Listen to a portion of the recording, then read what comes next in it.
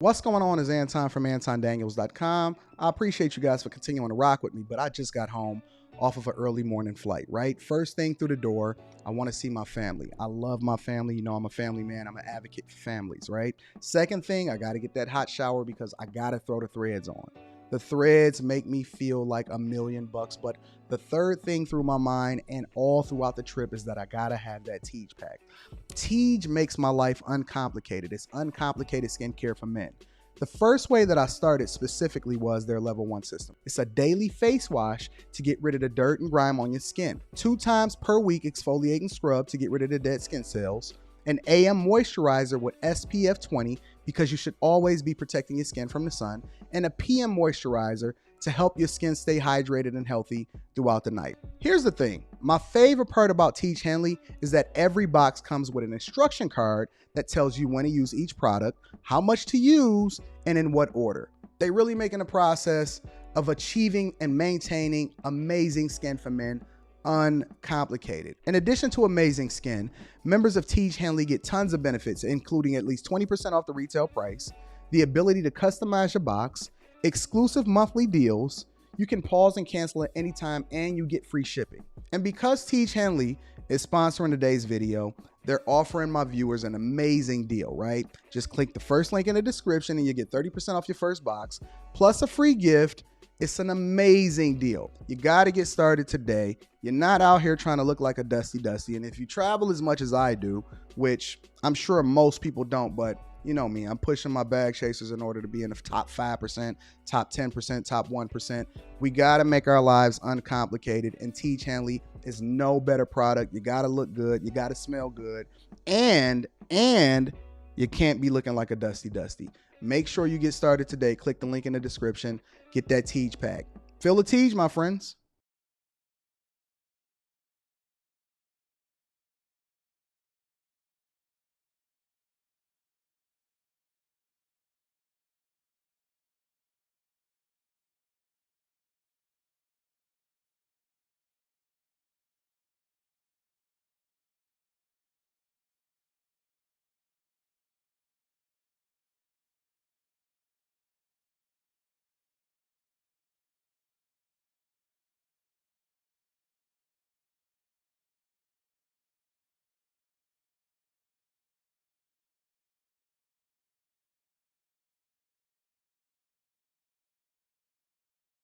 What's going on is Anton from AntonDaniels.com. I appreciate you guys for continuing to rock with me. Thank you for tuning in for another edition of the Millionaire Morning Show. I am your host, Anton Daniels, and we've been having some technical issues this morning, family. Mainly, I had a software update this morning, and I'm not really happy about what's happening out here in these streets. But we are in the studio. And things are not necessarily going as swimmingly as they should, but we here. What's happening, friends and family? How y'all feeling? What's the word? What's the word? How y'all feeling? What's happening? Hopefully I can get my camera fixed. I don't know why it's not connecting, but we here. And I appreciate you guys for continuing to rock out with me. Let me get one word in the chat to get an idea of how y'all feeling this morning. I have been running like a chicken with my head cut off. I'm not even going to cap. So much is happening out here in these streets. Everything is playing out all at the same time. I actually kind of like this angle a little bit, so it give y'all a little bit more of a view of what's happening in the studio. A lot of people even thought that this was like a green screen, but no, it's an actual painting.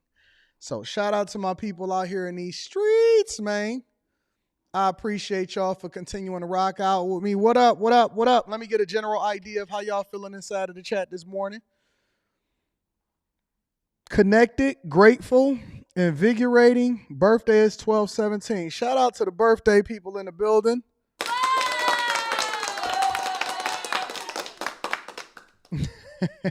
Y'all crazy.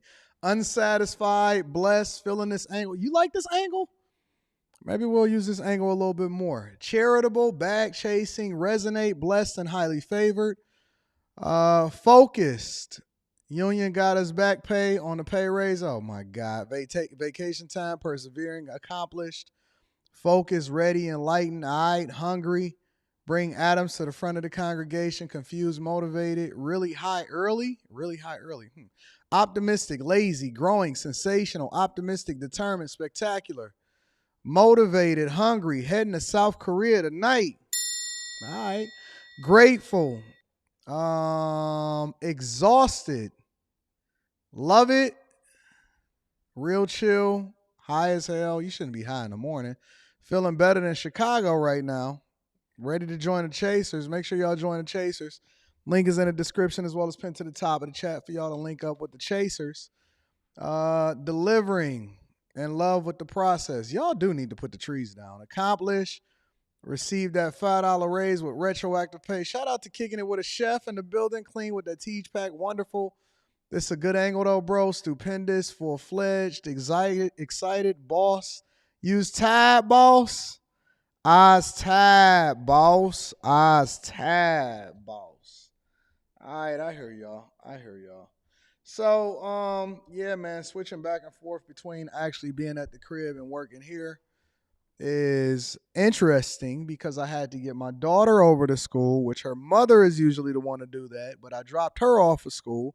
Then I came straight into the office, and I'm trying to figure out when I'm going to get back out to the house, which is crazy. It's crazy. But we out here in these streets. Let me give a special shout out to my early Cash Apper. Mike That Dude is in the building. Shout out to Mike That Dude in the building. Yeah. Also on top of that, I want to give a special shout out to my first super chat of the day. Daryl Pullins is in the building. Says, we in Duval County watched the show. Got my kids tuned into it. So I'm going to have to make sure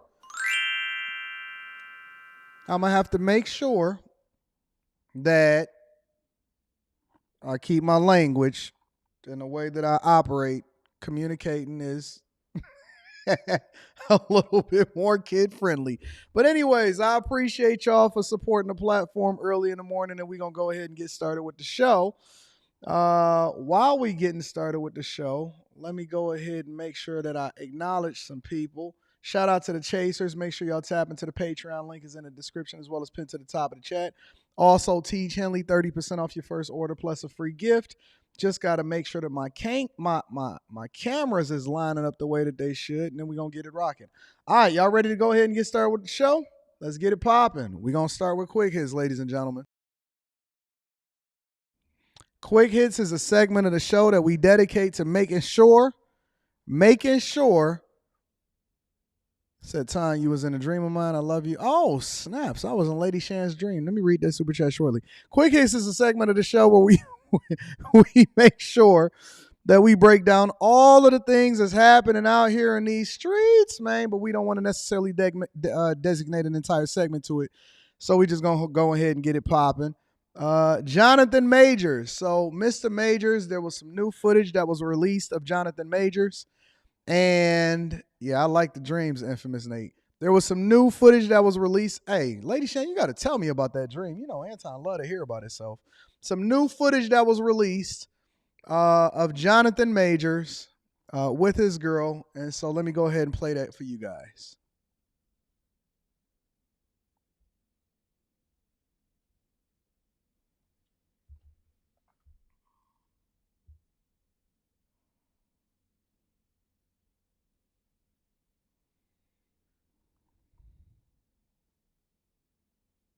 Look like they getting out the truck.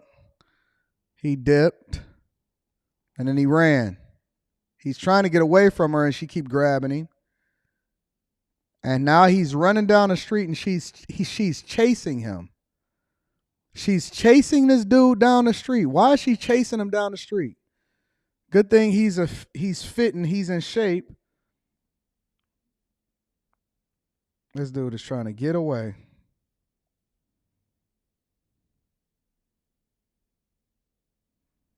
Why is she chasing him?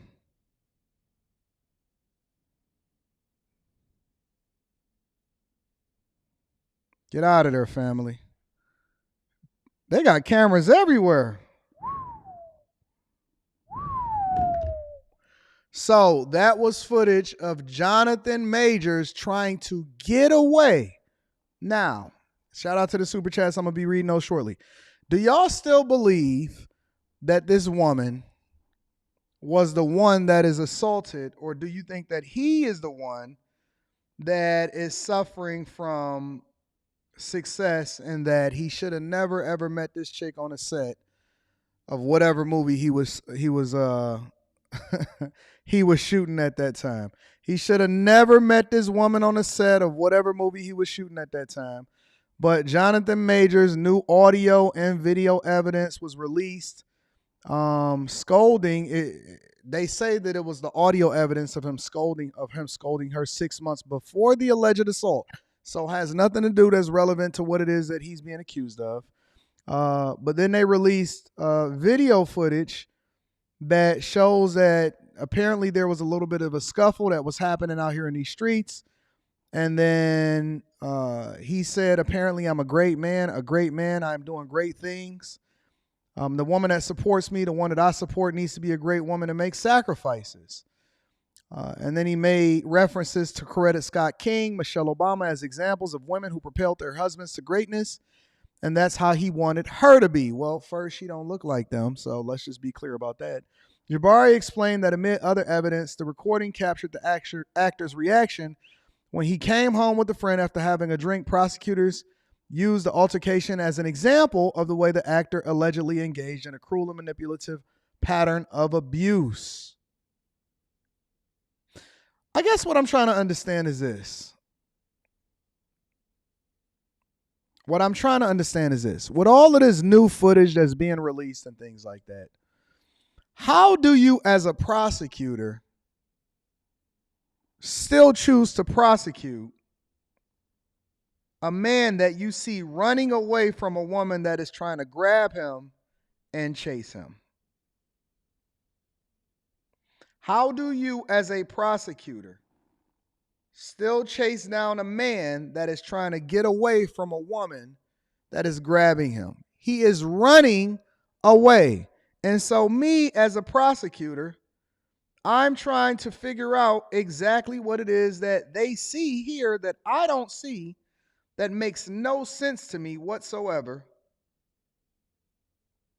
What do they see that I don't? What am I missing? I am very much confused as to how they see this man as the aggressor and he's the one that's running away. I'm weirded out. Anyway, so that's Jonathan Majors. In addition to Jonathan Majors, right, we also have Houston. So in Houston, there was a lot of crime going on, but I'm not going to bring Houston to the front of the congregation because I got a theme that's going on with this show today. But in Houston, a 17-year-old was basically stabbed to death by a woman that was allegedly trying to take her purse.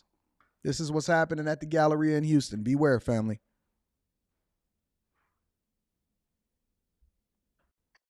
Devin Clark, he is outside of HPD headquarters with these new details and how the girl's mother is responding to this arrest. Devin? Daniela Keith, the victim's mother, says she is breathing a huge sigh of relief, knowing that Houston police were able to arrest her daughter's accused killer. But tonight, she says she is still having a very challenging time trying to make sense of it all. How could you be so cold as to take such a beautiful soul? On Saturday, Kylie Stevenson's life was turned upside down.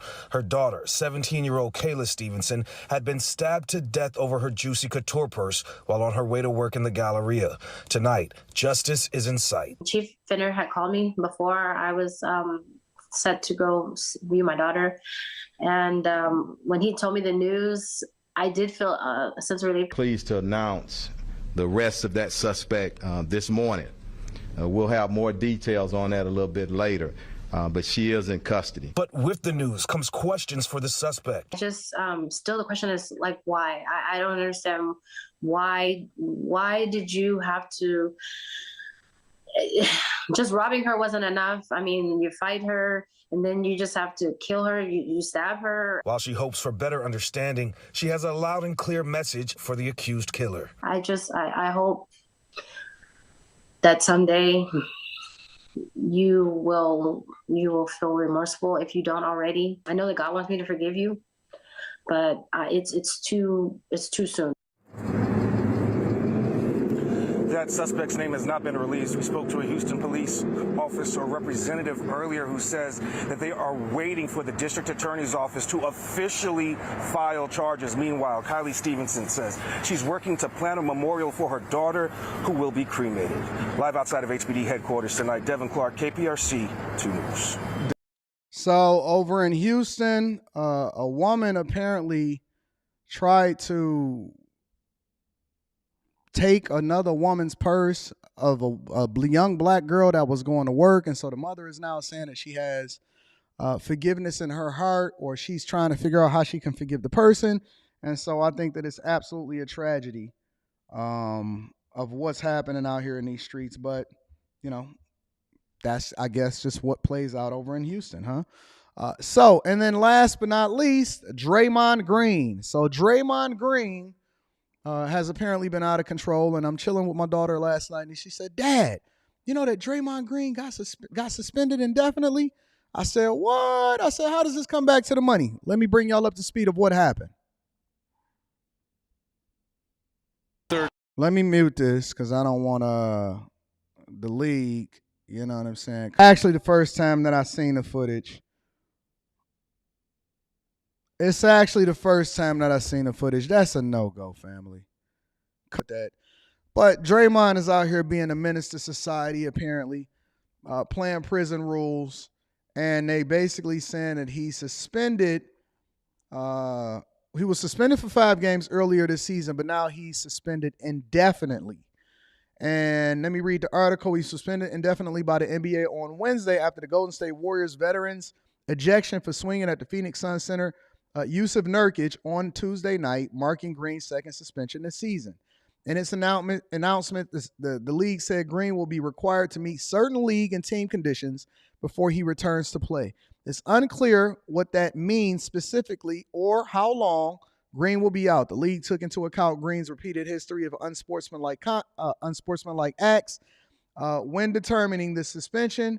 Green, according to ESPN's Adrian Wojnarowski, is expected to meet with the Warriors general manager Mike Dunleavy and Green's agent Thursday to start discussing a path to counseling and help for Green to move forward. Good God Almighty.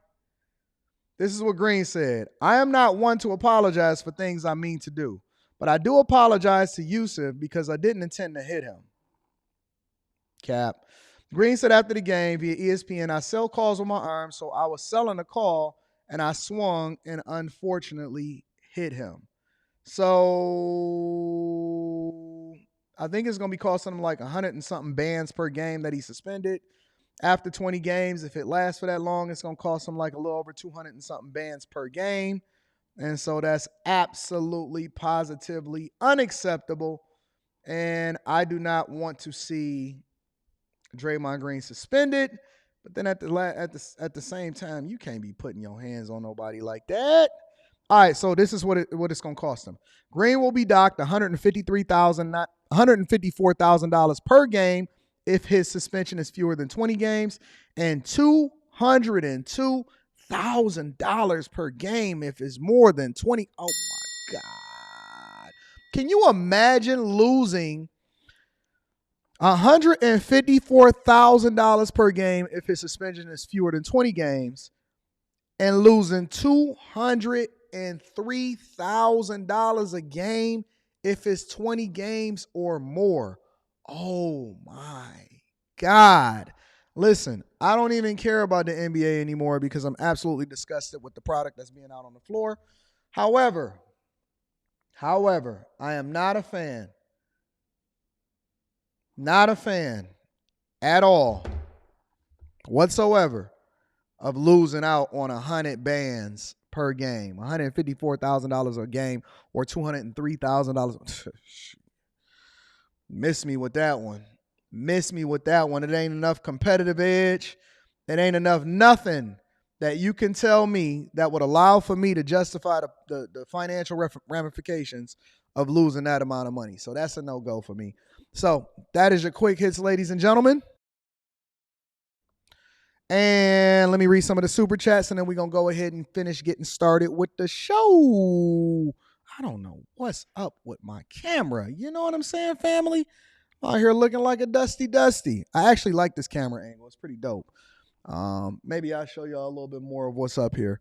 But yeah, that's what's happening with Quick Hits. Let me go ahead and read some of these super chats and then we're going to get started with the show. Lady Shan says, Ton, you was in a dream of mine. I love you.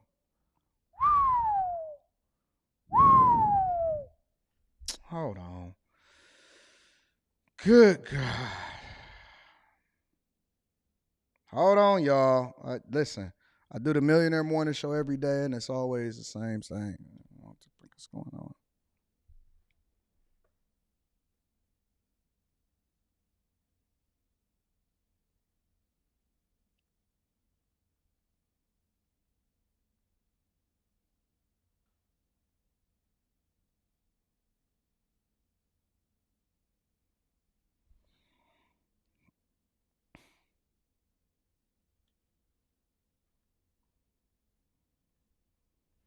Jesus Christ. Lady Shan with the 2 balls says, Anton, I was having a dream of you. You were in a dream of mine. I appreciate you, Lady Shan. I appreciate you. You're going to have to call me and tell me about that dream, though. You know what I'm saying? DM me. Also, Purple Haze is in the building, says, what up, though? Did you get the email on a former Facebook employee who admitted to stealing $4 million? I did. That will be a part of tomorrow's show. You know what I'm saying?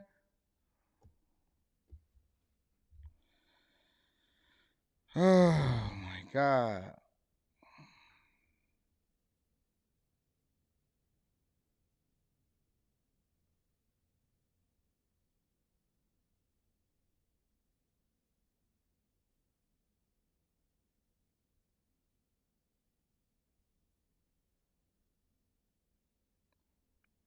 I can't do this right now. Give me a second. Good God.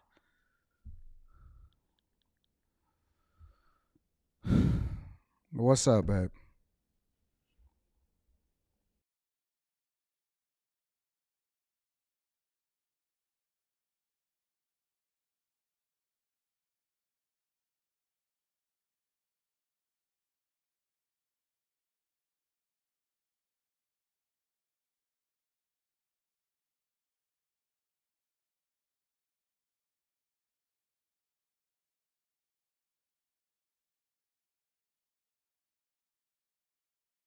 Sorry about that, family. Purple Haze is in the building. I appreciate you. Thank you for sending me that. I am going to have that on the next show tomorrow. Jadari says, believe all women. No. Absolutely not. Christian West says, Draymond be giving Bill Laimbeer vibes. Keep doing what you do. Anthony Boom is in the building, says, Draymond is Ron Artest 2.0. If he wants to play again, he needs a new name. Yeah, he blew that bag. Yo, I don't believe in losing no money. I don't believe in losing not a dollar, not a dime at all. And shout out to Draymond Green for fumbling that bag and giving it back to the NBA for no reason at all. Listen. Let's have a conversation before we really get into the show. Let's have a conversation, ladies and gentlemen. All right?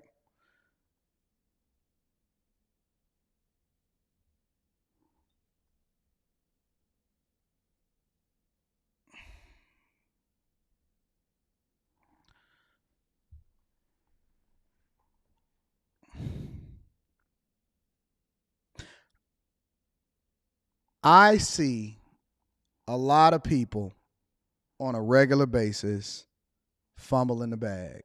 And let me tell you why. Let me tell you how I see this, okay? And the reason why this makes so much sense for me to have this conversation with you right now. It's a lot of people that's out here in these streets and they are becoming incredibly successful. Flat out. There is no other way around it. They're becoming incredibly successful. It's a lot of people out on these streets that's becoming incredibly successful.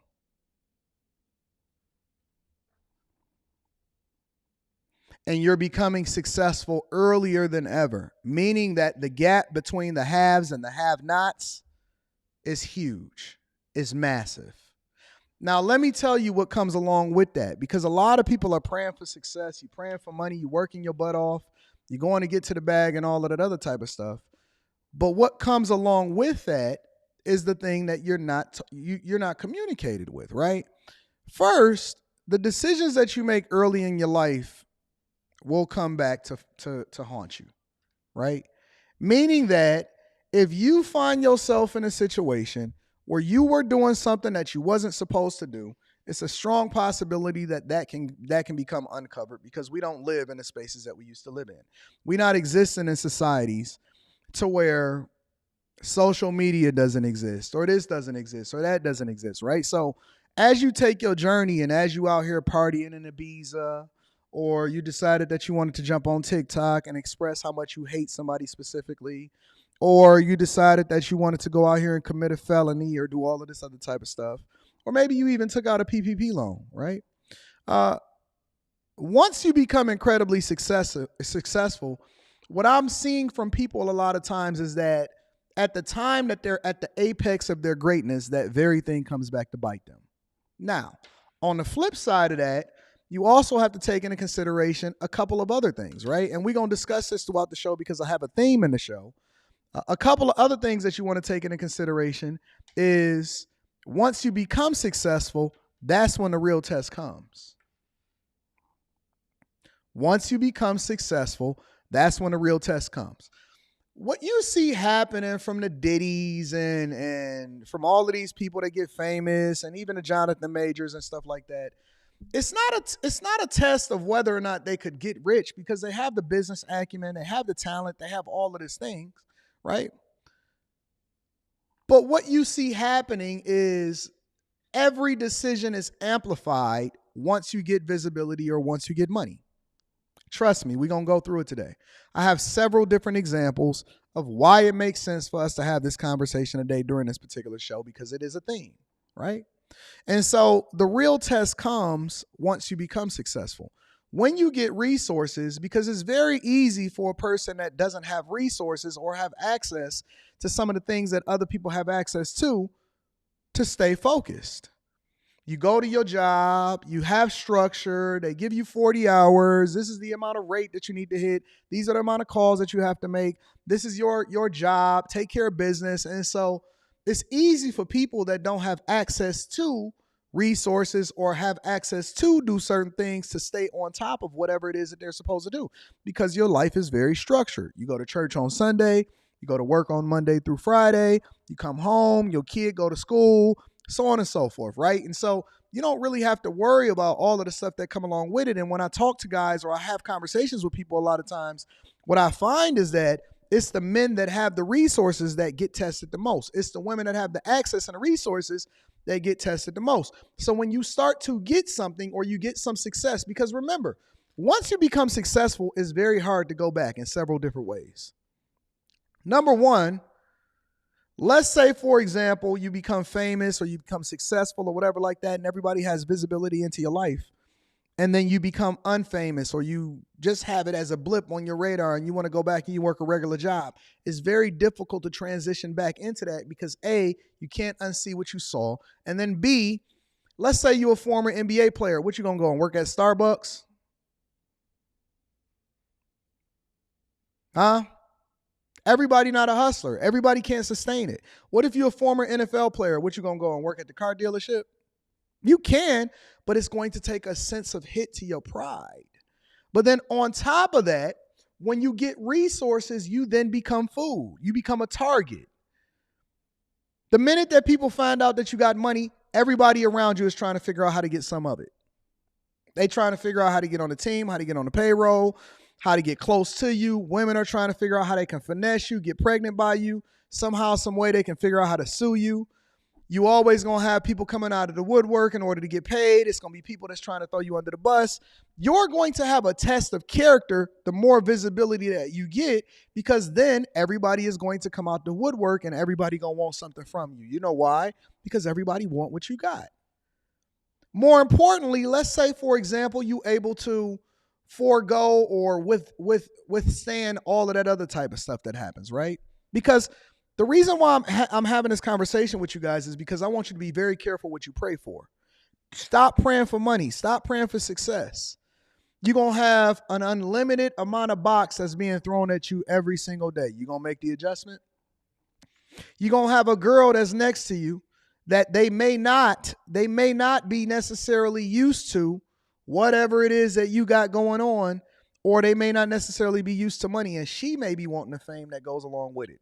Next thing you know, she might be changing. She might be evolving. Because she's now have access to avenues and fame and money and resources, she might crash out. I see so many people on a regular basis, both visibly and personally, crash the heck out. I see so many people crash out. Money changes you. Resources change you.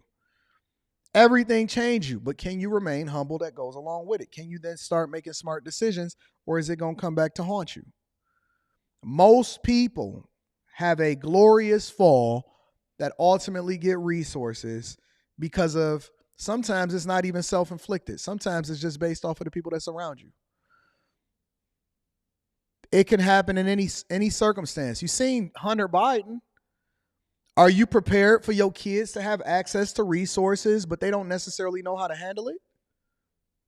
These are the conversations that we need to be having, but we don't have because we're so focused on just getting rich, but we don't really understand the consequences or the circumstances that come along with it. Most people have multiple different kids. Chances are one of those kids is going to crash the hell out because you have resources and things and they can't handle the success that comes along with it.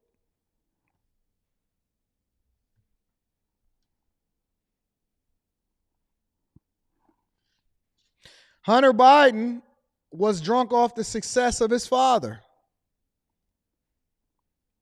Now, Joe Biden's undoing an upcoming impeachment inquiry is directly tied to Hunter Biden.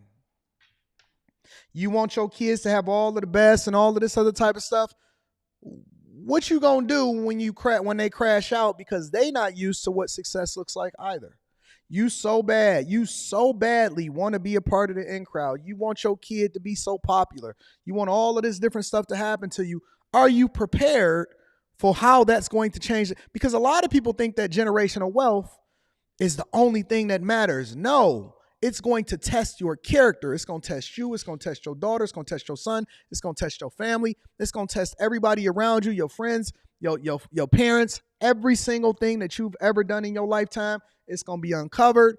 People going to want to do you dirty. They're going to want to make a name off of you. Somebody going to want to sue you. Some chick going to want to have a threesome with you. And you can't turn it off. You cannot turn it off. You can't go into hiding. You can't go. There's people that haven't been famous for a long time, but the very minute that they name pop up, everybody going to pop out of the woodwork and they're going to want a piece of them. I'm telling you. Jonathan Majors was not Jonathan Majors until he started appearing in Creed, Ant-Man, Marvel Cinematic Universe, Loki, all of this stuff. And now he's fighting for his freedom and his career, the very thing that he worked hard for his entire life. And this happens more often than you ever could believe. Today, I'm going to have a conversation and I'm going to give you some examples. I'm going to show you a former Miss America. I'm going to show you somebody that got a prominent position down with Florida. I'm going to show you a man that became a multi-millionaire and his goal was to live forever, but now he's being sued by his ex-fiance for millions of dollars and he had to fight for his reputation and his life. I'm going to have a lot of conversations with you, and there's no way that I can compartmentalize this and summarize it over into a small, very, very small situation to where I can just give you the cliff notes and that be the end of it. No, we're going to have some real life examples in order to illustrate it because, again, people will never, ever let you just be whatever it is that you are. And with fame and with money and resources comes great responsibility. More than you will ever imagine, more than you will ever know. And very few people really understand it.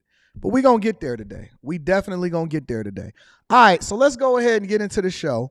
First and foremost, it's a woman that was a former Miss America that went viral as a result of her addiction. Hold on, let me make sure that I got this right.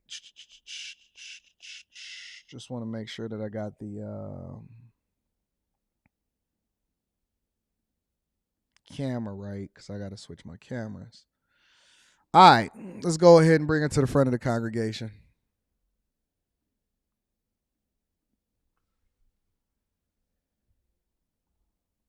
That's me. Or pageant. She went on to be the Miss Johnson Hill, being crowned Miss Virginia in a 1994 pageant. She went on to be the Miss America runner-up the following year.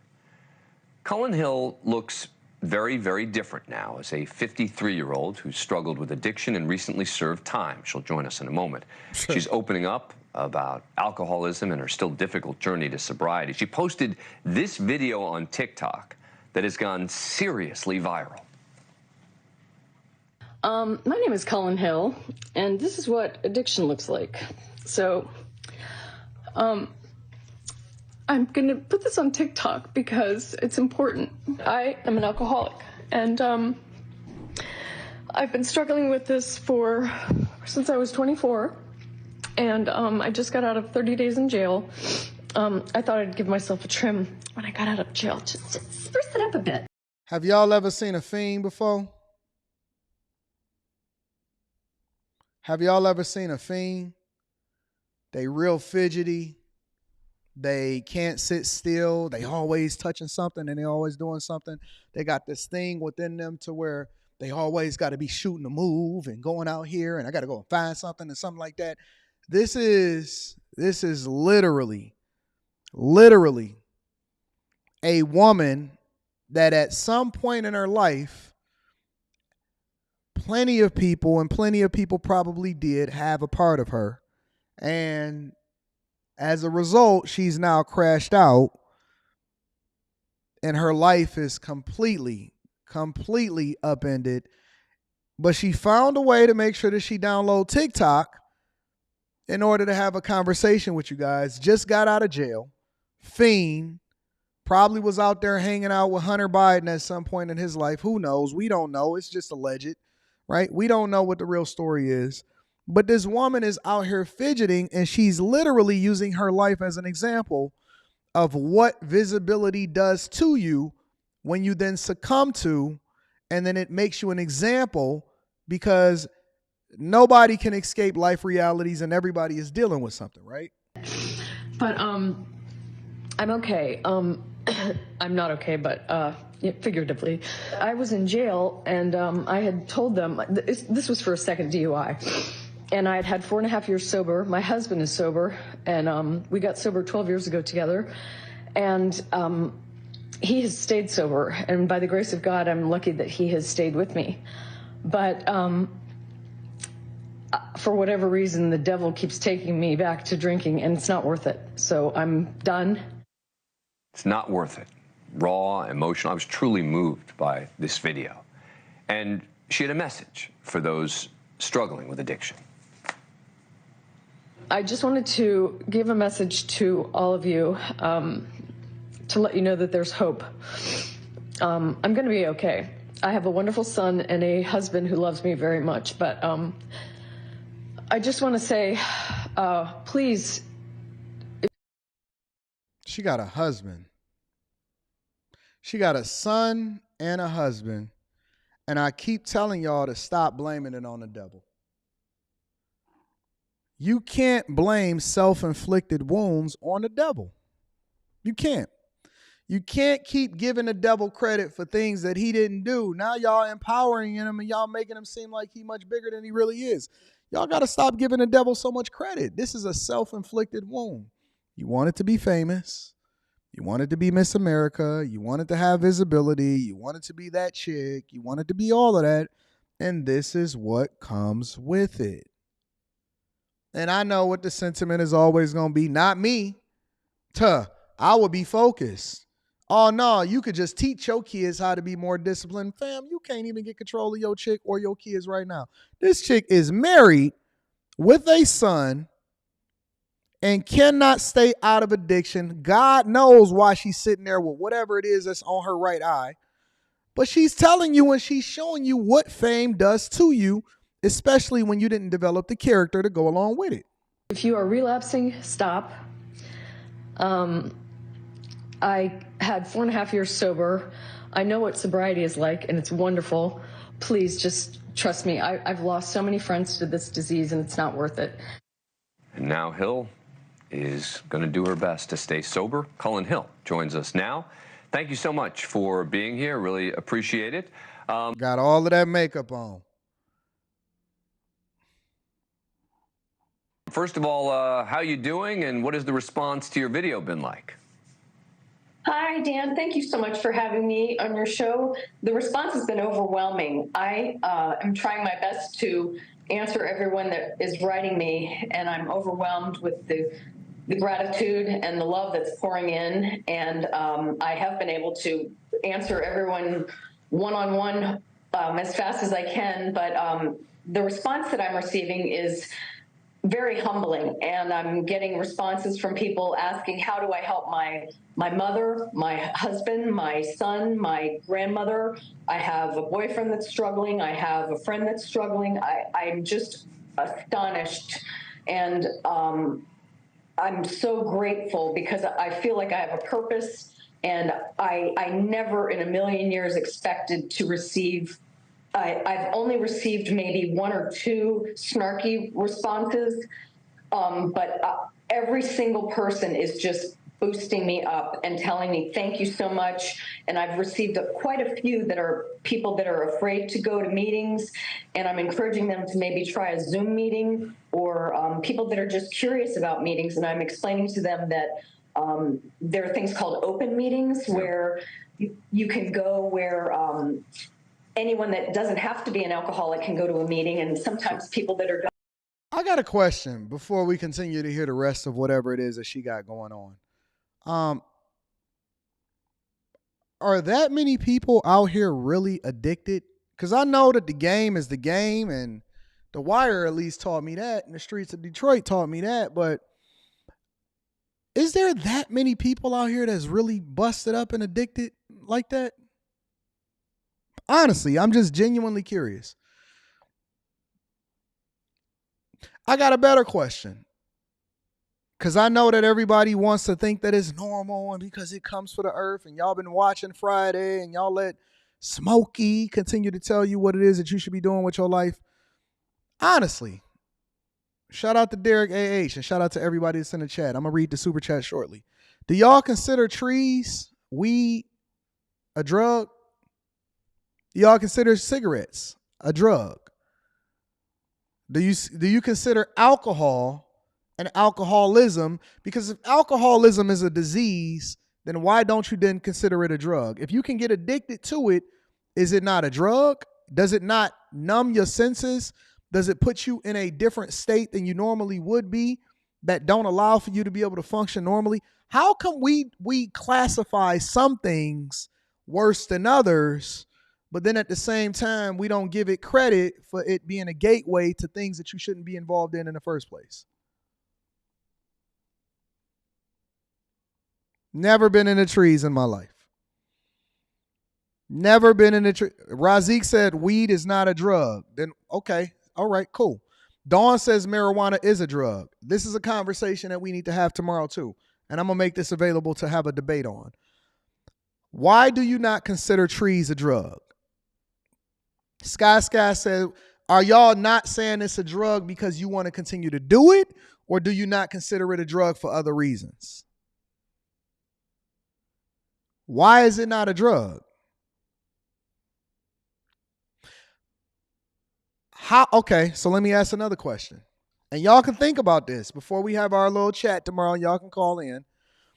Why is weed not a drug, but cocaine is a drug? Because it all comes naturally from the earth, the coca leaf. What's the difference? What's the difference? And I don't know, because I've never done coke. You know what I'm saying?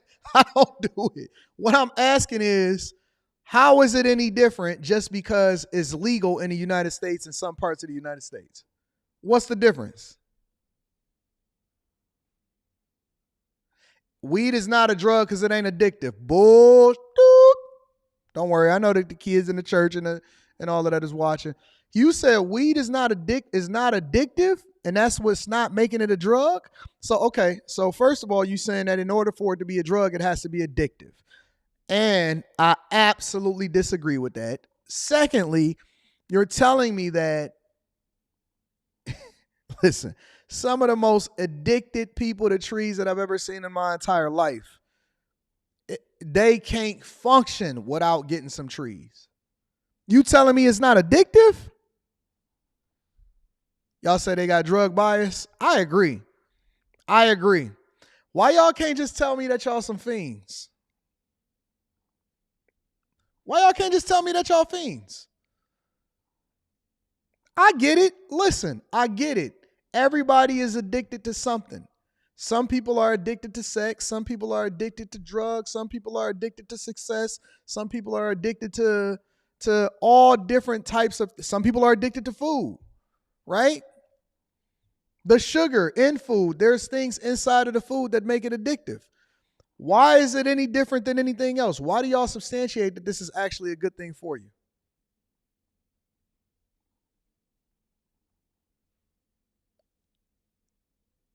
Let me play a little bit more. Doctors go just to see what it's like, you know. Somebody said, Anton, do you drink coffee? I don't. I do not drink coffee. I do like tea, but I do not drink coffee. I am not a coffee drinker. I'm not. Let me ask you, what pushed you to make this video? I mean, you look better now than you did during that. C. Langley says, I prefer to smoke instead of alcohol. Why do you have to prefer either? Why do y'all think that it's a one or the other? Or let me have a better conversation. Why do you believe that just because you justify how something affects somebody else? So let's say, for example, at least I don't smoke alcohol. What does that have to do with the price of potatoes in China? I don't understand it. During that video, what led you to want to make that video and put yourself out in that way? I honestly was in my bathroom. They say you have to have a spiritual awakening. I was so sleep deprived from being in jail. I withered to the floor in my upstairs bathroom, and I honestly just was like, I looked up, and I don't know if I was delirious, but it looked like the lights in my bathroom formed like a cross. And I was like, God, please help me. I felt spiritually broken, physically broken. My back was so sore. And I swear, like, my back like cracked. And I said, God, just help me. Use me as a vessel to help me quit being so negative with my life. Help me to do something good. I'm so sick of fighting with my family.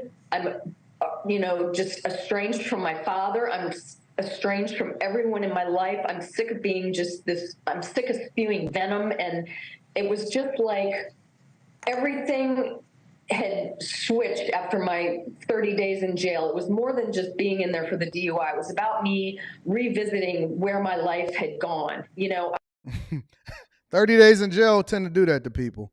I'm not really sure if it was God that tapped into you, but okay, 30 days in jail would do that. I was so disgusted with myself. And right after that, it was like I just got up and I looked in the mirror, and it was like I went on automatic, and I went and I just picked up my phone, and I was like, that's it. I'm just doing this. It's got to help somebody. And it was like I was just driven to do it, and I did it. Thank you for watching. Yeah, ma'am. Okay. Listen, focus on getting better. God bless you. I'm sure that you're seeking out greatness and all of that, and mercy and whatever. But I honestly, I just don't understand a fiend's mind.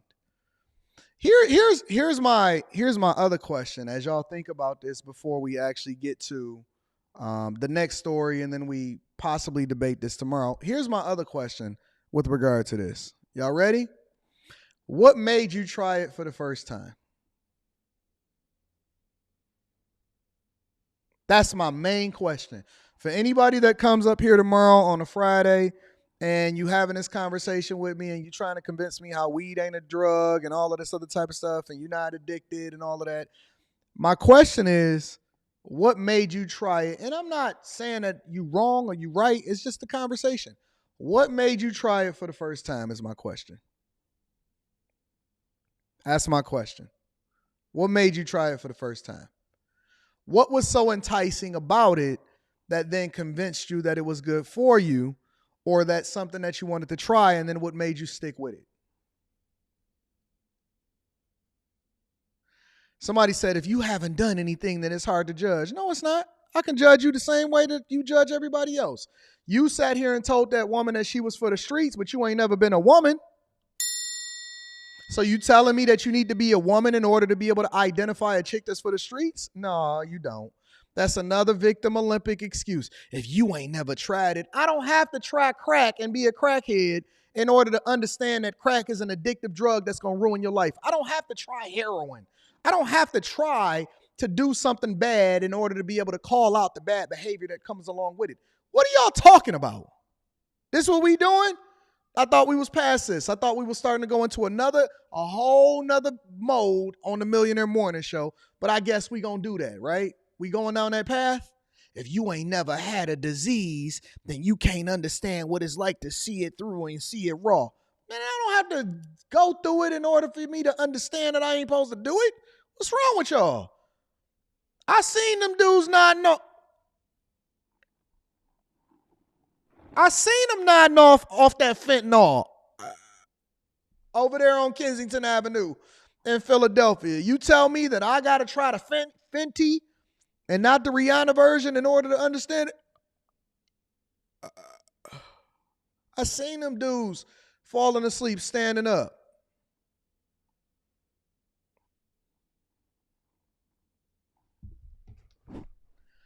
It's not a bad drug. It's a drug. It's a drug. What are you talking about? It's not a bad drug. It's a drug. Don't worry, I'm going to call y'all out tomorrow. We're going to have a conversation. I'm going to really hurt some feelings this week. Let me read some of these super chats in front of my fiend friends so that I can make them feel bad and feel convicted. If you're feeling some type of way, don't worry about it. Your turn is coming. Enforcer 2K9 says the devil is a cop-out for everything. All the devil really does is give you a choice to do something different. It's up to you to decide what you want to do. Shout out to Enforcer 2K9. Just 17 is in the building, says she gives bye Felicia vibes when I see her. Mo Black Money says, I got a bad eating habit, but I won't call it a drug or a disease. Yeah, it's called an addiction. You're addicted to food. Let's just call it what it is. Anything that you do in overconsumption is bad for you. Mr. Lot says, we literally saw a story where weed deal went bad this week. It is a drug. Jeremy H says, bro, you missed my pre-show super chat. Did I? Did I, Jeremy? Hold on. Let me go back. Did I miss the pre-show super chat? I'm sorry, Jeremy. I don't see any pre-show super chats. I just went all the way back. And I don't see any pre-show super chats. I'm sorry, my friend. I'm sorry. I don't see anything.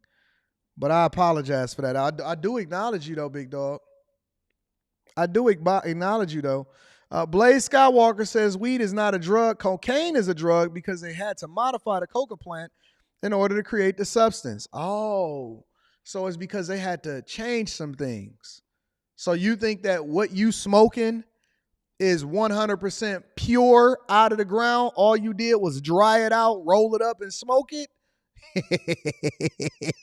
Yeah. We don't even classify the food that we eat out of the grocery store because it ain't got seeds and all of that. But you don't consider that just regular food. You got to put labels on it. Genetically modified.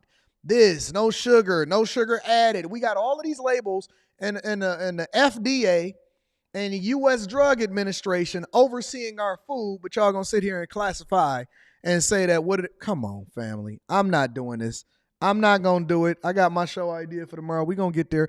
J Ben says coke gets bust down through many processes.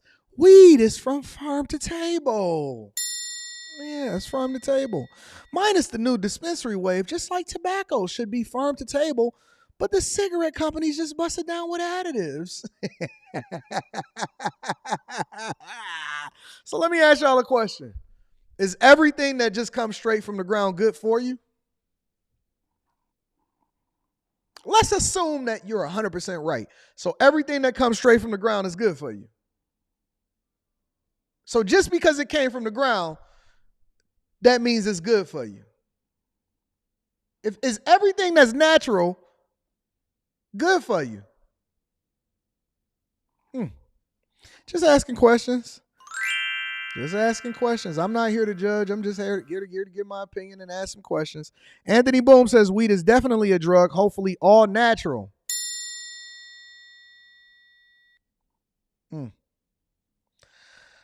Easy Money says it gets you off your baseline behavior.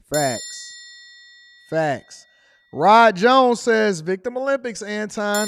Agreed. Enforcer 2K9 says the only reason why people smoke or drink in the first place is because they saw somebody else and wanted to do it to cool over your best interests. We gonna get there today. Razik says you smoking weed for the first time is PPP worthy, bro. Nah, you never see that for me. You ain't got to worry about that. You ain't never got to worry about catching me smoking nothing on nothing. Ryan says with a 10 ball, right, 100, they don't touch children but judge pedos. Yeah, now the logic is kicking through. J Ben says if you can use it as you pick it, then it can be classified as holistic medicine. Once they start busting plants down with petroleum, it's a drug. They drugged it through chemicals and processes. Interesting. Dronosphere is in the building, Dronosphere says, working in TV production for 30 years, the more success, the more challenges. From inside and outside of your home, people close to you becomes jealous. I agree with that. Jeremy H says, Wizards and the Capitals is leaving D.C. for Virginia. I say it. Shout out to you. And my dog, Ash, says, AD, yesterday's show, you were spot on about your position on the 4 league deans not resigning. I had to go back and do more in-depth research on the matter. The line of questioning was a trap. I also learned anti-Zionism speech is not the same as anti-Semitism. Hey, shout out to my dog, Ash. I appreciate you. Brittany B says, say pre-show super chat 3 times real fast. All right, let's go. You paid for it, so I'm going to say it. Pre-show super chat.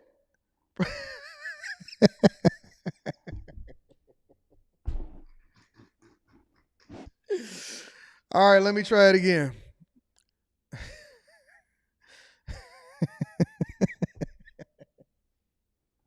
I hate y'all. All right, let me do it one more time.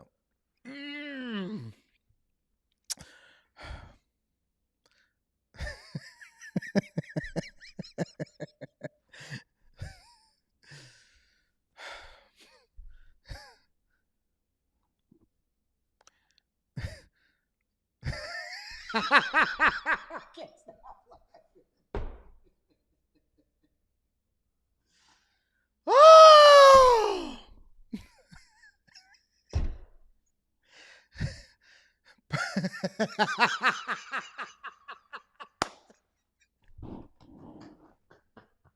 Why y'all trying to embarrass me out here in these streets? I hate y'all. I hate y'all so much. Let me do it. Hold on. I got you.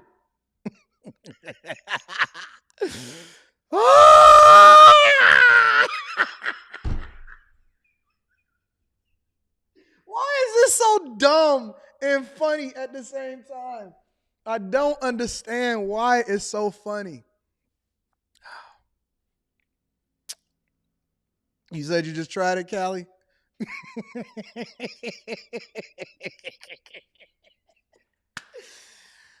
I just got to go for it.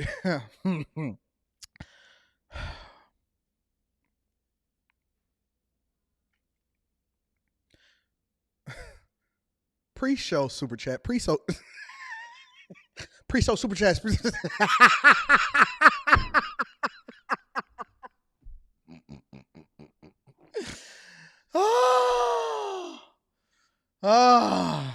F y'all. I ain't messing with y'all. I'm not even going to get at a ring. Anthony Boom says they put fentanyl on weed. Unless you're growing it, is laced. Shout out to Anthony Boom. I don't like Brittany no more. Marriage, politics, and sports. It's so funny. Weed is a drug. THC is the drug. Shout out to marriage, politics, and sports. Carlos McGee. Shout out to Carlos McGee is in the building. Says by the classification, weed is considered a psychoactive drug from the. I can't finish this show. Can I?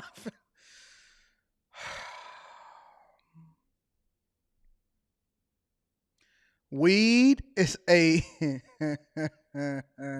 word drug is anything that has psychological effect, which weed does. It's nothing to debate. Shout out to Carlos McGee. Just focus, Anton. Jay Brent says pre-show super chat is a drug. Omni says AD can't get it together.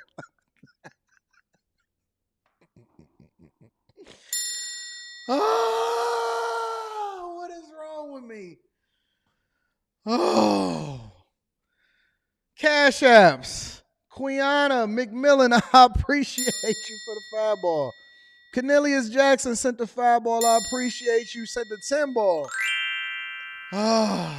Pre-show super chat. Pre-show super chat. Pre-show.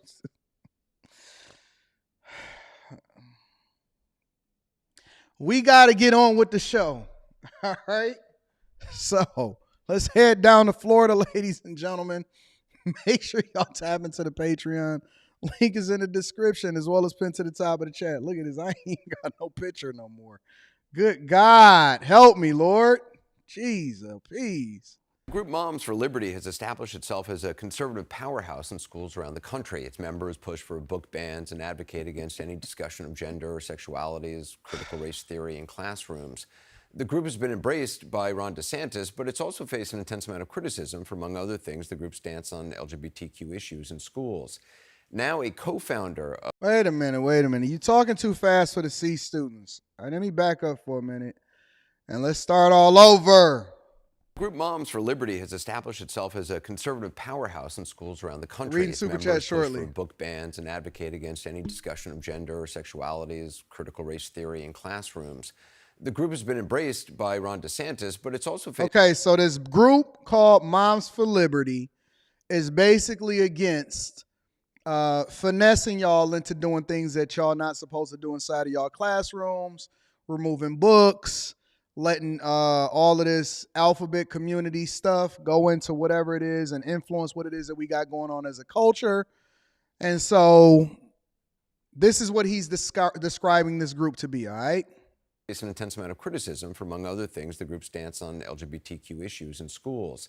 Now a co-founder of Moms for Liberty is caught up in a sex scandal involving sex with another woman. CNN's Carlos Suarez has the story. Reading that shortly. Having sex with another woman in a threesome with her husband is not the issue. We're not going to start off the story like that. Having sex with another woman and a threesome, he said, is not the issue. Come on, y'all. Follow me along. Let's have a conversation. But when you claim the moral high ground and then you attack the moral integrity of others, the blatant hypocrisy of Mrs. Ziegler, and how it reflects on the credibility of this board is a significant concern. Rudolph Lusek is talking about this woman, Bridget Ziegler. She not bad looking either. Hold on. Let me see what she looking like. She not a bad looking chick. This woman, Bridget Ziegler. Know who their candidates are for school board, know where they stand, and hold them accountable. She's a co-founder of the conservative group Moms for Liberty, and on Tuesday was asked to voluntarily resign from the Sarasota County School Board. If you were in support of everyone having these illicit type of relationships, then that wouldn't matter. Ziegler, a close ally of Florida Governor Ron DeSantis, helped author Florida's parental rights and education law, dubbed by critics as the Don't Say Gay bill. It removed discussion of sexual orientation and identity from public schools' curriculum. DeSantis also appointed her to the board that manages Disney's special taxing district. Okay, so at issue here is this, all right? At issue here is this.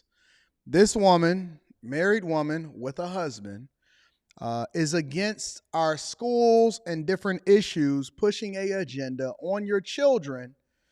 And this is going to be a hot topic. Maybe we can discuss this tomorrow also.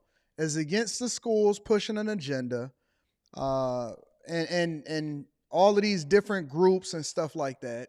And they couldn't wait. They could not wait. And this is one of the things that I was telling y'all about in the beginning of the show, and that once you become a public figure, or once you stand on something, or once you start to have an opinion on something, the first thing that they're going to do is they're going to do a deep dive, and they're going to wait for something to come out against you if they couldn't find nothing about you, right? And so she stands against sexual curriculums, implementing and talking about and being a part of the Florida schools system as far as teaching your kids and doing all of this stuff that you may not necessarily agree with in your household, right? And so, Disney taking a position and, all of that other type of stuff and pushing this agenda. She was a co-founder of a group that was against it, that then closely aligned with Governor DeSantis's fight against what is happening inside of your schools, okay?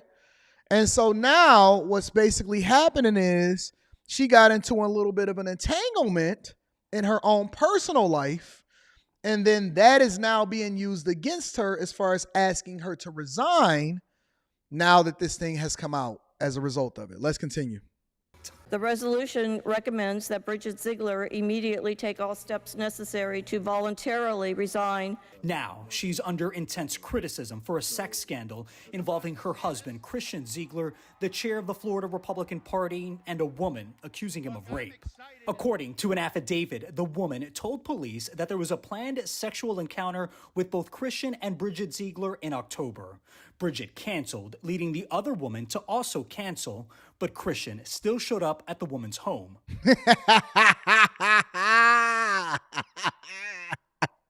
So this is what happened according to the documents that's filed. Now, let's be clear.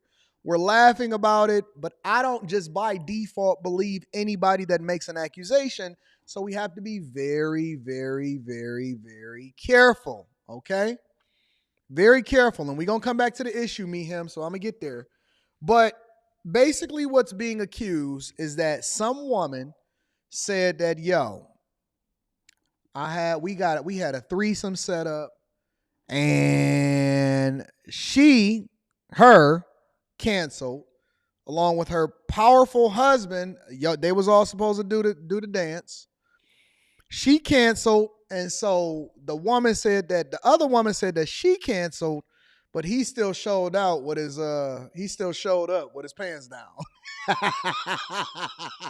He said, "Listen, I didn't agree to cancel." So that is what's being alleged. Now remember, these are two powerful people. He is obviously a head of the Republican Party and a chair of some sort.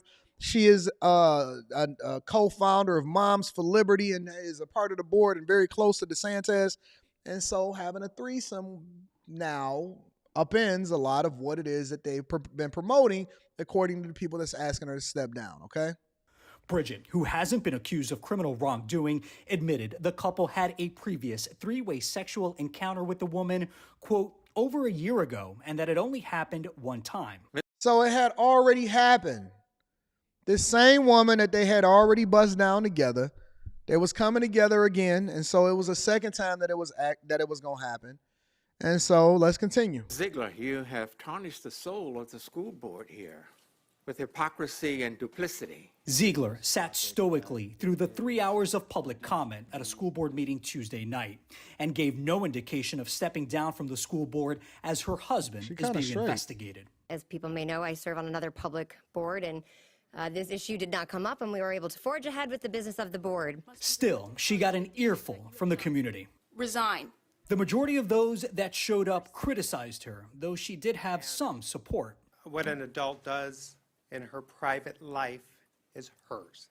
It's not for you to judge. But some in the community are pointing to Ziegler's hypocrisy in passing judgment on others. We hear about all of those hypocrites for my entire life. It's always do as I say, not as I do. The fallout from the sex scandal and the criminal investigation has been swift. A Moms for Liberty chapter in Pennsylvania split from the national group, and top Republican officials in Florida, including Governor DeSantis, have called on Christian Ziegler to resign. I don't know that you have any real standing with that hanging over you. In a statement, Christian Ziegler's attorney said, quote, "We are confident that no charges will be filed and Mr. Ziegler will be completely exonerated." So ain't no charges even filed against him. No charges is actually filed against him.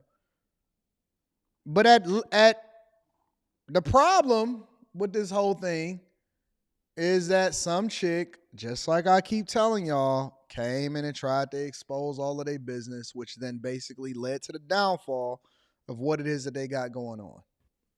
And Carlos Suarez joins me now. So what's the next step? Where does it go from here? Well, Anderson, the school board doesn't have the authority to remove Bridget Ziegler. Only Governor Ron DeSantis can. And so far, the governor has not called on her to step aside. As for Christian Ziegler, the executive committee of the Florida Republican Party is going to meet this weekend, and they're going to decide whether to suspend Christian Ziegler and take a vote of no confidence. But right now, Anderson, both Zieglers remain in their leadership positions. So here's the question, and here's the thing that we need to ponder about as we explore all of these different issues and things like that. The thing that we need to ponder and really take into consideration is, well, there's a couple things. Number one, I understand that they are calling for her resignation, but at the same time, you also have to take into consideration who the people are that are calling for a resignation. Probably people that did not align with whatever the organization was advocating for in the first place. It was people that was against them. So of course they want to take you down. That's number one. Number two at hand is once you go up high enough, which is one of the reasons why I don't even want to get any more promotions. I don't want to go any higher into any company that would cause for me to have visibility into the company. You then become a representation of that company. Meaning that as you become a public figure and you serve the public interests, you have to be above board so that we don't distract each other from the issues that we're trying to raise and solve for. That's number two. But number three, here's the morality argument of it.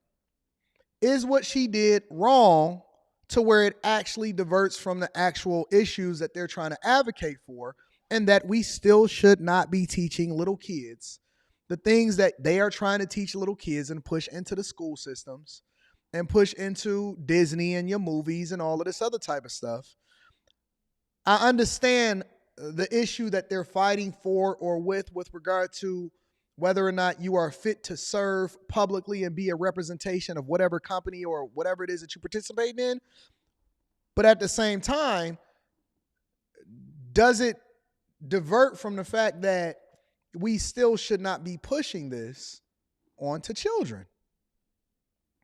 What an adult does in their bedroom is completely separate from, and again, if you want to start tying it to what you do professionally and whether or not you got visibility and you good representation of the company, that's a completely different conversation. But it does not remove the fact that what you do as an adult should not necessarily be pushed onto children. So we got a play that we need to argue about. All right. Lots of stuff to discuss tomorrow on the live stream. Let me read some of the super chats and then we're going to continue over with the show. Executive Suite Emily says, what up, though? New camera. Anyway, I'll be in Detroit in 2024. Let's get it. Nah, you know what? The camera, my regular camera wasn't working. So I went and got my other camera and then I just pitted it to the side and then we just going to continue to cook up. You know what I'm saying? So we going to do what we do. We got to make sure that we take care of business. Shout out to Executive Suite MLE, my dog in the building. C. Langley is in the building, says, I thank my husband. Hold on, let me pull it up. I thank my husband for not doing powder. We've been together for 11 years. I would have tried it by now. Weed is a drug. I have MS, multiple sclerosis, I believe, and it makes the symptoms worse. Wow. Wow. All right. Marriage, Politics, and Sports says, I agree with the board 100%. Shout out to them. Him says she ain't trying to push it on the kids. Also says, I need real proof. And Blaze Skywalker says, you want to bring down a woman, send a woman. That's a fact, though. The strategy has not changed, but the people still falling victims. Let me continue. Maximus says, aha! I was wondering what triggered my spidey sense. I'm here to tell y'all, 2 women, 1 man isn't LGBTQAI. It's a hell of a workout, though. Mr. Lot says, RDS says, wait, I want to see something. Cuter Rain says, if weed isn't a drug, I challenge anyone in the chat to stop for a year starting today. Think about how much money you save and can reinvest.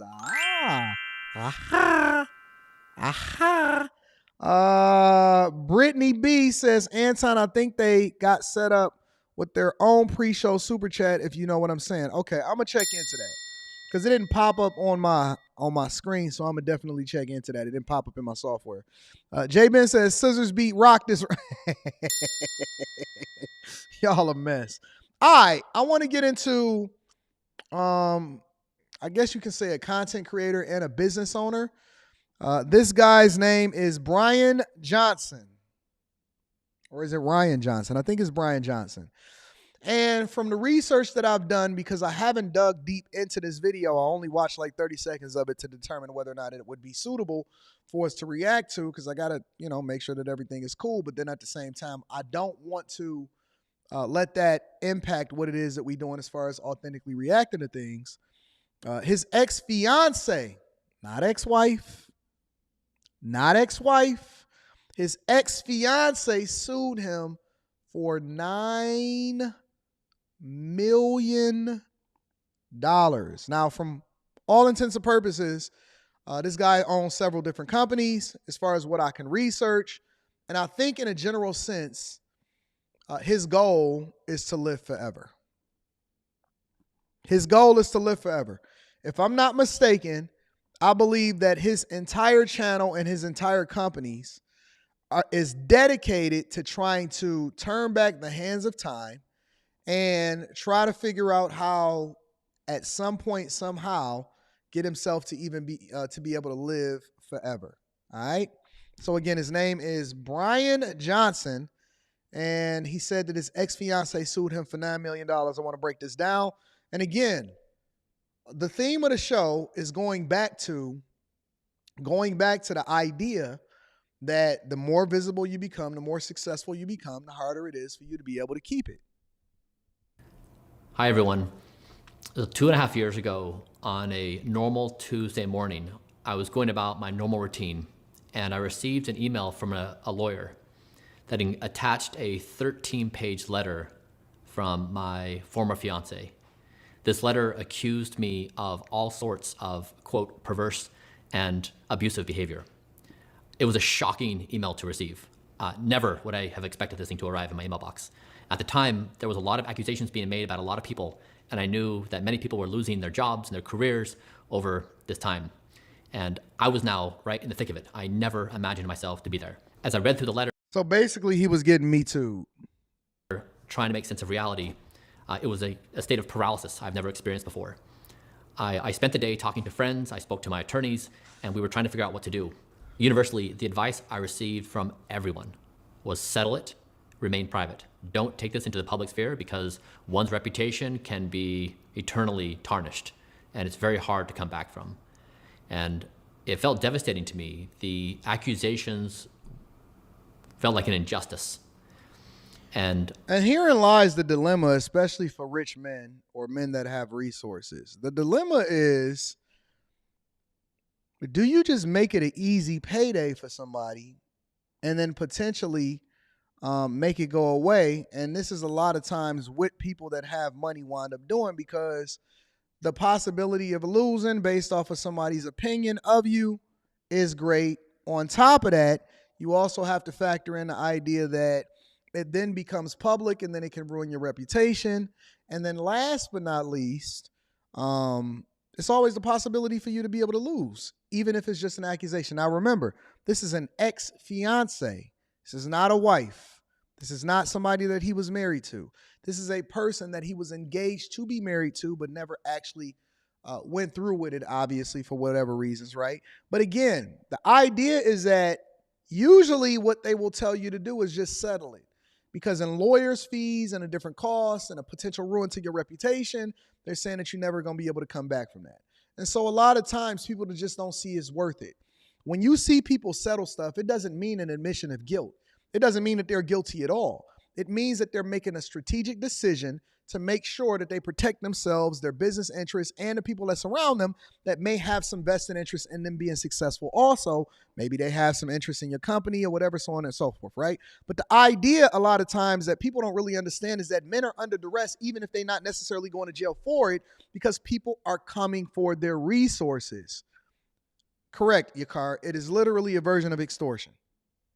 I went to bed that night realizing that this was one of the most significant moments of my life.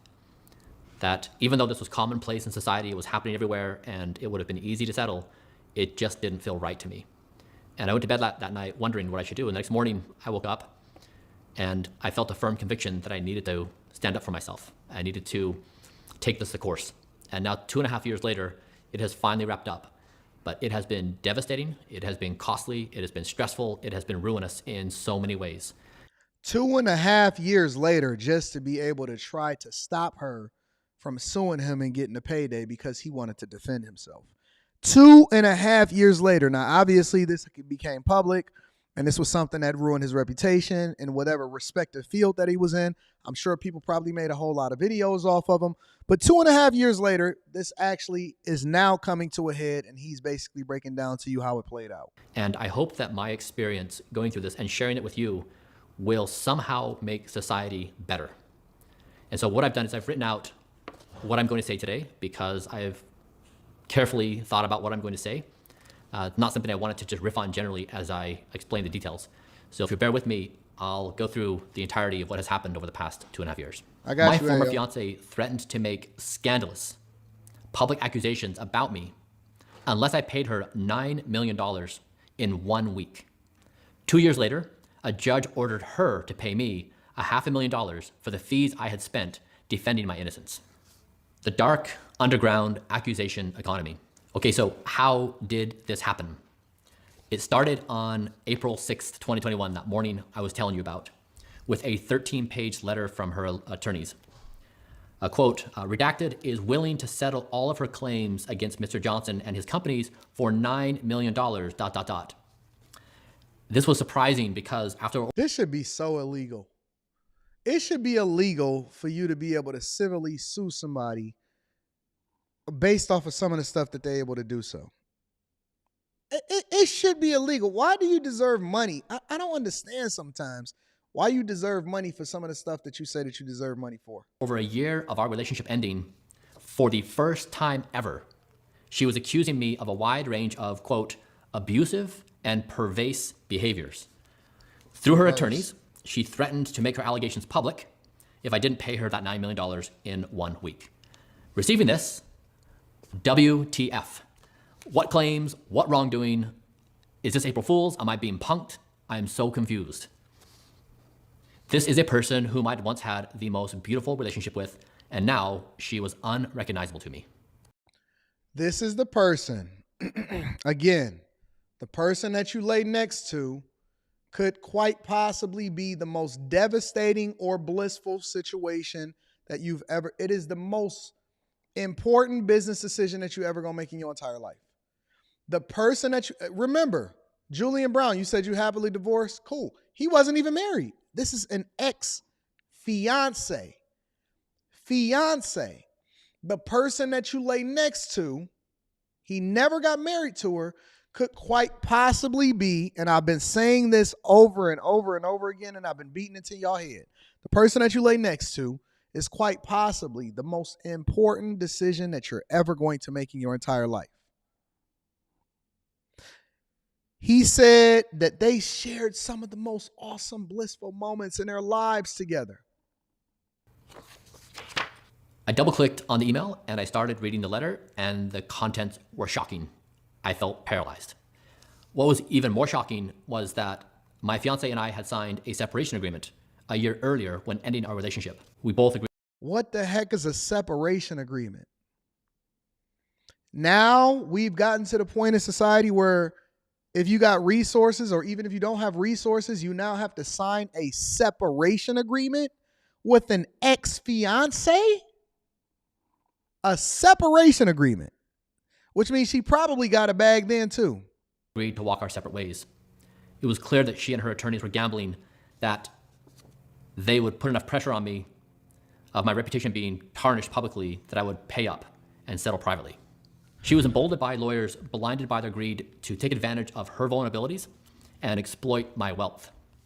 After over 6 months of threatening to destroy me with more serious allegations in her, quote, podcast, a book deal, and a potential TV series, the attorneys who sent the demand letter never filed a complaint or produced a single piece of evidence to support the allegations.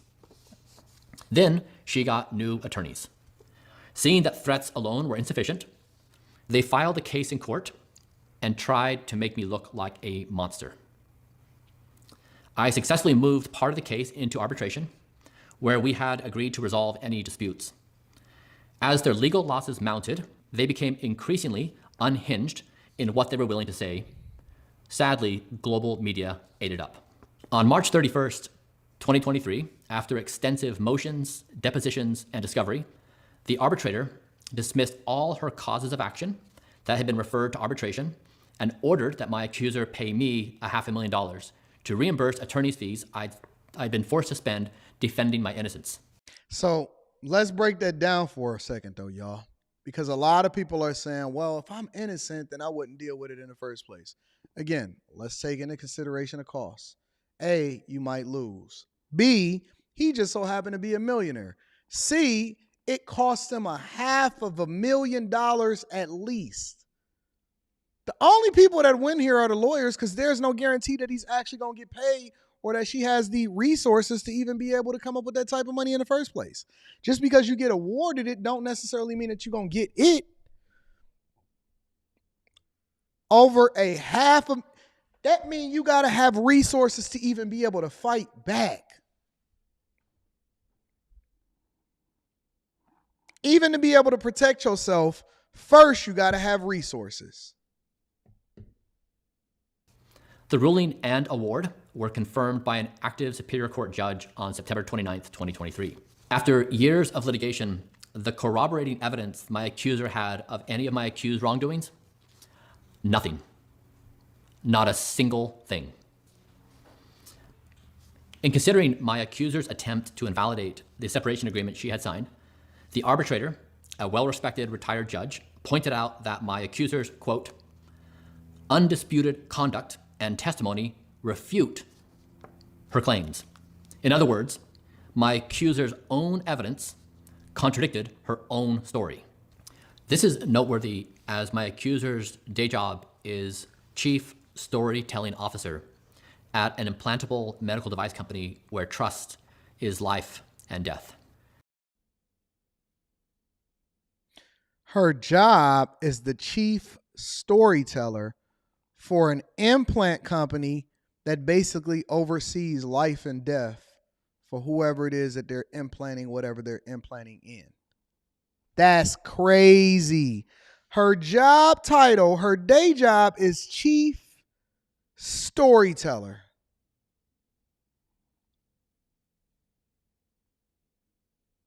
That's crazy. And she's a leader of a company. You can't make this crap up. This entire thing has been bizarre and surreal. My accuser's attorney were sanctioned by the judge, a severe reprimand that courts reserve for truly egregious behavior, for making, as the judge wrote, quote, serious allegations factually and legally baseless and frivolous, unquote. Her lawyers were ordered to pay the court a fine of $2,500. In our settlement discussions, I insisted her attorneys pay some of what she owed for their complicitness. It would have been so easy to relent and quietly make this go away. That's what nearly everyone does, but I am not guilty, and they gave me no choice but to spend 2 years litigating to defend my innocence. Giving in and paying up would have been an injustice to me, an injustice to society, enabling this twisted practice. This legal fight was ugly and awful, honestly the worst. The most hurtful part of the whole ordeal was that she spoke about our relationship in ways that were unrecognizable to me. For example, when she was sadly diagnosed with a serious health condition, I rearranged my life and worked beside her nonstop to beat it. We flew around the country together, exploring clinical trials and meeting with doctors. Together, we conducted extensive research into additional therapies and tests. It was our shared, omnipresent focus. When tests showed that she was in the clear and it was time to celebrate her new lease on life, who was the one person in the world that she invited to be by her side at this sacred event? Me. Yeah, the person that funded this expedition for her to travel all around the world in order to make sure that you cured her. You paid for her to be bossed up out here in these streets and for her to be straight. And the minute that she's seeing you as food and you no longer serve the purpose, she wanted to pay out. She wanted to pay out. My unwavering devotion to her well-being. The case is now wrapped and behind us. This time with a promise that she won't sue me again. A provision the previous agreement didn't have and which allowed her and her attorneys to weaponize the legal system for over 2 years. Their strategy was to inflict maximum pain and suffering on me so that I would pay up privately. They miscalculated my tenaciousness and resolve, and their strategy backfired, inflicting collateral damage upon themselves. One of her attorneys is no longer with that firm, and my accuser's health sadly deteriorated within the blast radius of her own creation. My accuser has been astonishingly pernicious. Nonetheless, I choose again to support her as she works through her health and well-being. And this is why we call it simps. And this, ladies and gentlemen, the love that we as men have for people, humans, and society is one of the reasons why we are called simps. You always ask me, well, Anton, why do you use that word? Or why is society using that word so much? It's not a talking point. It's real. A person that tried to ruin your life publicly and privately and financially, when you supported this person, is the very person that you sitting here saying that I still support. This is why you're called a simp. You spent $500,000 in legal fees and 2 years of your time defending yourself against a frivolous lawsuit and people trying to take your life. And you're sitting here telling me that you support this person and you're going to overlook whatever it is that they're doing to you. And this is why I say that you are simps. The settlement funds she owes me will be routed to a trust I established for her medical needs. She is the sole beneficiary and is the only person who can access the trust. Oh my God, I can't do this. I won't keep a penny of what she pays as part of the judgment. I know many of you may be thinking that this situation is something that happens to other people and something that won't happen to you. The thing that's relevant here is that every minute of every day, each of us invests our efforts into building our reputations. We show up on time. We're respectful. We offer sympathy. We help out. We apologize when we're at fault. We tell the truth. Our reputation is our life currency. Then, in one moment, a headline can cause everyone you love and care about to question everything they thought they knew about you. A lifetime of... If you try to ruin me, I'm going to forgive you, but I'm never going to forget. And I'm going to make sure until the day that you die, I'm going to make sure that you're held accountable for your actions. Listen, if there's an inheritance that you earmarked for your children, but you tried to ruin me financially, and I'm able to get my lick back, I'm coming for your children's inheritance. I'm not him. I'm not him. And maybe he's blessed, but God ain't through with me yet. When you try to ruin my life and I had love for you, trust and believe I'm going to get back. I have to hold you accountable. This has nothing to do with not being able to forgive you. But we know that you have to be held accountable because you're now becoming an example of what other people can leverage the situation to do yourself. If your kids have anything, I mean, if they got 13 cents and it cost me $1 to get every 13 cents, I'm coming to get that 13 cents. I'm going to pay $1 to get that 13 cents. If they got a car, if you got a home that you're leaving it to, anything, I'm coming for it. You're not going to use me, abuse me, and then I pay for your health? Pay for your own health. Work is now in question. It's great entertainment when it's about someone else, something entirely different when it's about you. It has been no fun having my name dragged through the mud without the ability to comment. Quote, innocent until proven guilty, unquote, is a bedrock of our society. In recent years, it has been weaponized and exploited as guilty until proven innocent has been de facto by mob rule, ruining people's careers, lives, and reputations, taking away from those who legitimately need the legal system. It has created a booming underground economy that has destabilized societal trust by straining our bonds. Our societal fabric is fragile, woven together by a shared trust. I don't need to hear all of that. I heard everything that I needed to hear once you said that you was actually still supporting her. Let me read some of these super chats, and then we're going to get over into the final portion of the show. Him says, another plot to get to your kids. I think that this society is absolutely going down the drain. My dog, AL, says, all the cameras footage, and they still want to prosecute Majors. Luckily, she locked him out of the apartment, and the doorman had to let him in, and everything had to line up perfectly. Be careful. Guys got to be very, very careful. Guys got to be incredibly careful. No captivity with Freezy. Says these women are savages, real-life predators with long, drawn-out plans. Shout out to my dog Freezy. Chris Moore says my ex-wife would not let me buy her out because she didn't want another bee in the house. Rod Jones is in the building, says she's a storyteller, all right. Ryan Isaac says, this is why I always say, hold on, let me get you up there. This is why I always say that a woman's love means nothing to me.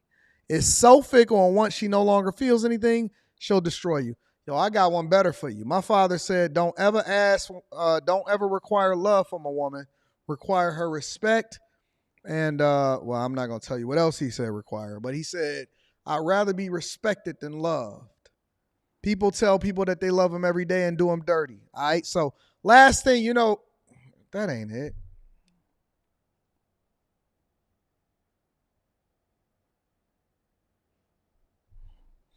Where's the last thing that I wanted to talk about? I wanted to talk about credit because that's a very hot topic right now. Quick hits. All right, here we go. Credit. All right, credit. Vox recently came out with a video that basically was addressing what your credit means for you. And so before I watched it, I figured we'd watch it together and have a conversation about this money. Make sure y'all hit a like for the algorithm, subscribe to the channel, and turn on your notifications. If you have not already, make sure you get that Teach Hanley 30% off your first order plus a free gift. And then make sure you tap into the Patreon. Link is in the description as well as pinned to the top of the chat. Let's see what they got to say about it because you know how I feel about credit. Imagine you are a mother and you have just left an abusive relationship, but you've got a good job and all you need to do is move you and your daughter into an apartment. You can pay the down payment, you can pay the last month's rent, you can see that I'm getting regularly paid and there's more than enough in the account. But they were like, if you don't have a credit score, we can't really look at you. She was categorically denied the ability to even apply for some of the apartment buildings. Fred Weary is a sociologist at Princeton, and that story came from a woman he better go get a trade line. Interviewed in San Francisco back in 2017. Today, there are an estimated 45 million Americans who don't have a credit score, and that can make it really difficult to rent an apartment or get car insurance or even get a job. When credit scores were invented just a few decades ago, they were hailed as a way to democratize lending. play down human judgment and let computers make most of the decisions. In the United States today, credit scores have become essential. Not having one can basically lock you out of daily life, and having a low score can make life difficult too. So, how did we get here? What exactly are credit scores, and why do they keep so many people from accessing what they need? And employment history, plus our individual history of paying our debt obligations. Well, some of our debt obligations. See, only data supplied by big lending institutions like student loan servicers, mortgage lenders, credit card companies, and auto financiers end up on our credit reports. We might be paying our cell phone bills and our rent each month, but cell phone carriers and landlords don't share that information with these guys, the credit reporting agencies. Unless you're getting kicked out. There are 3, and each one has its own version of the credit history of more than 200 million people in the US. That data comes from institutions like credit card companies and student loan providers, who send information about our accounts to the credit reporting agencies. The type of loan, the balance, our payment history, and whether the loan has been sent to a collection agency. Then, credit scoring companies like FICO and VantageScore take that information and feed it into an algorithm, which calculates a score between 300 and 850. I've never seen anyone near close to 300, and I've seen a lot of scores. I haven't seen anybody in the 400s. I've seen people in the 500s, 600s, 700s. I'm in the 800s, but I don't necessarily need or use credit for anything in particular outside of the fact that I have to have a credit card in order to get hotel rooms and stuff like that, rental cars or whatever, right? But in a general sense, I've never, ever seen anybody in the 300 to 400 range, but that's just me personally. The scoring companies are pulling from the same 3 credit reports, but the scores don't always come out the same. One company's algorithm might put more emphasis on the length of your credit history. The longer you've had access to credit, the higher your score. Another company might put slightly more emphasis on the mix of accounts. The more variety, the higher the score. Other factors include payment history, on-time payments mean higher scores. For loans like mortgages and student loans, and credit utilization. Lower account balances mean higher scores. And for credit card accounts, the percentage of my credit that I actually use. The lower that percentage, the better. Credit scoring companies make money the same way that credit reporting companies do, by selling your score to landlords, lenders, employers, and others willing to pay for it. Lenders use that information to determine whether to loan us money for a house, a car, or a college education. They also use that number to figure out how much we should pay for that loan. A lender looks at a low credit score, decides I'm a risky borrower, and charges me a higher interest rate than my neighbor with a higher score. And this is where things get tricky for a couple of reasons. First, there's a lot of history baked into that credit score that doesn't show up on a credit report. And second, it's not just lenders who are looking at this information and making decisions that can affect my life. We're going to get into all that, but first, a quick note from the people at Secret. No sponsors today. Move forward a little bit. More interest from accruing. Make a plan that fits within your... At the University of New Hampshire in the Department of Communication. He's also the author of this book, Creditworthy, A History of Credit in the United States. In this interpersonal credit system, a dressmaker in Boston might buy fabric from a general store on credit, which the storekeeper bought from a local textile mill on credit, who bought the cotton from his second cousin, a planter in Georgia, on credit. Those lines of credit were built on personal relationships. The thing is, there was a lot of labor happening behind the scenes to make those credit relationships possible. From the enslaved people whose labor created the planter's wealth, to the literal children working in the mill, to the unpaid or underpaid care work that made the store owner and dressmaker's businesses possible. Those people weren't part of this credit system, which has ramifications for the system we have today. We'll get more into that later on, but this whole interpersonal credit system, it really starts to break down after the Civil War.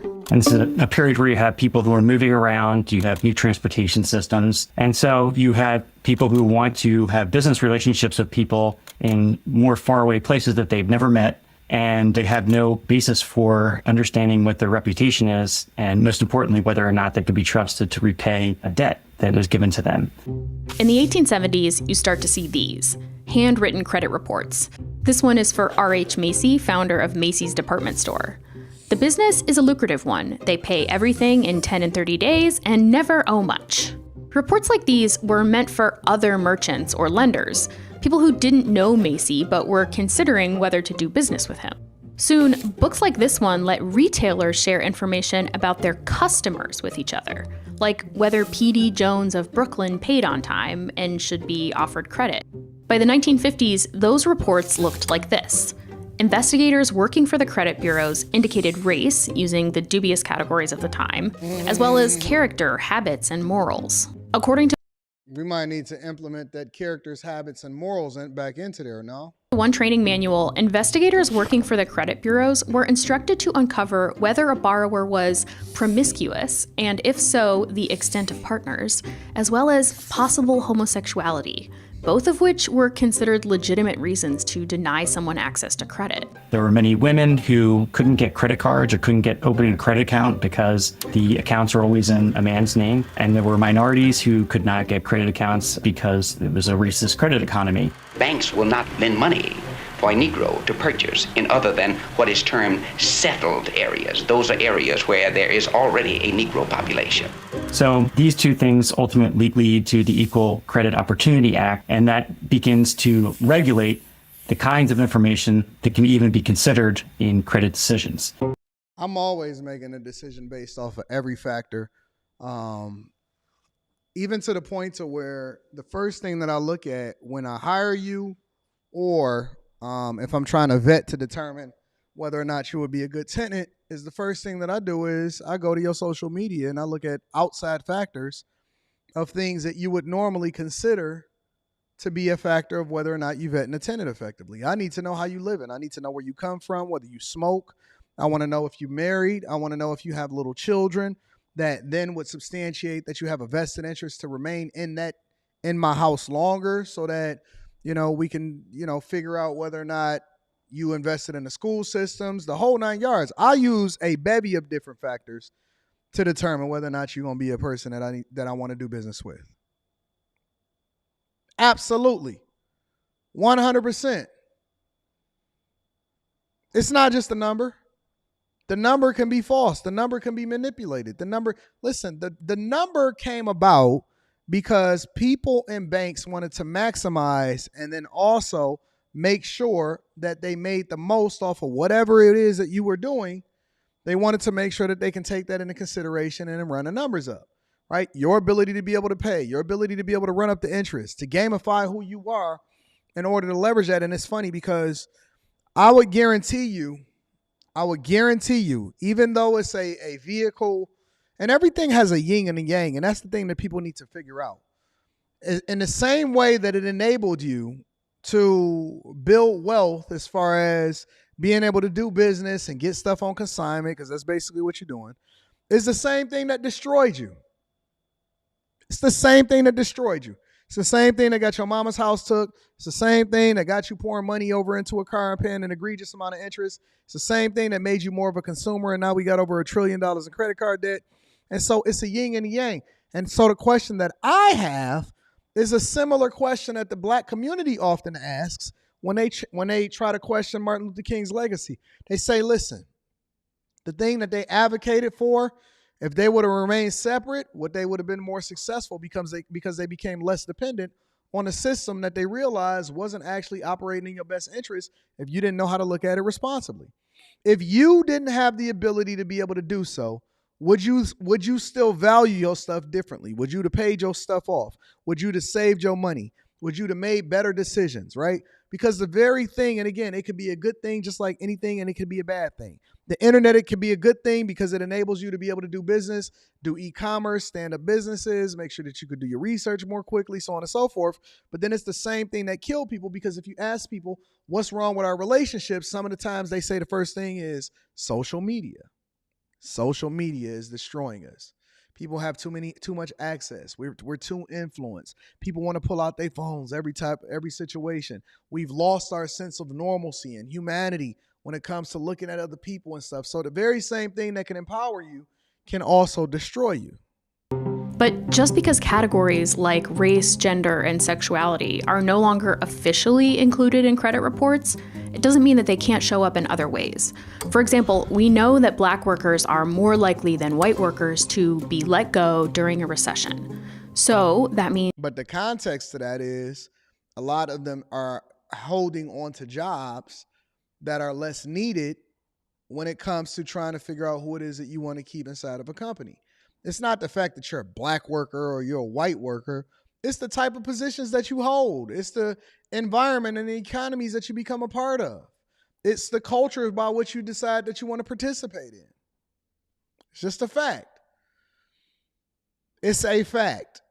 You're less likely to be held or less likely to be let go from an environment or an industry that's vital to whatever it is that you're doing when there becomes a downturn or a recession or a pandemic. But they don't have that conversation in its entirety. It's all based off of running in the Victim Olympics. Means that employment history can end up being a proxy for race that does show up on our credit reports. If you are more likely to be let go in a downturn and be let go earlier than your counterparts, then you're going to have an employment history that looks as if you're not as stable. If So they could determine whether or not you Black or you white depending on what your employment history is. Come on, man. Stop, bro.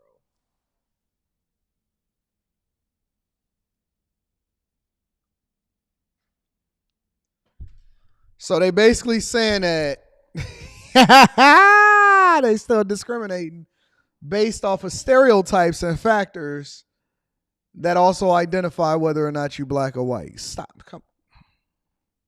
you are in a neighborhood whose homes have not appreciated at the same rate as people in other neighborhoods that have nothing to do with the quality of the home or whether or not you've been paying on the home. Suddenly, you just don't look as if you are in as good a position as some others for taking out certain types of debt or being entrusted with certain kinds of credit.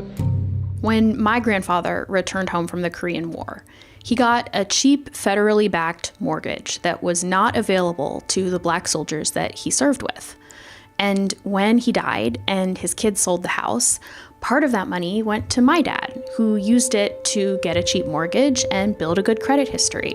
And if you multiply that story by millions of families across the country, you can start to see how the impact of racist policies can reverberate for generations after. But you know what's so interesting? We owned a lot of our own homes and our own land and all of this other type of stuff. And when we sold ours, we went out and got a Mercedes. We went out and tricked it off on some chicks. We went and got a package that we then used in order to sell poison into our community and then get all of our stuff taken from us when we then got arrested for stuff that we wasn't supposed to be doing in the first place. So, you know, honestly, I'm just tired of the Victim Olympics. At what point in history will we then say, you know what?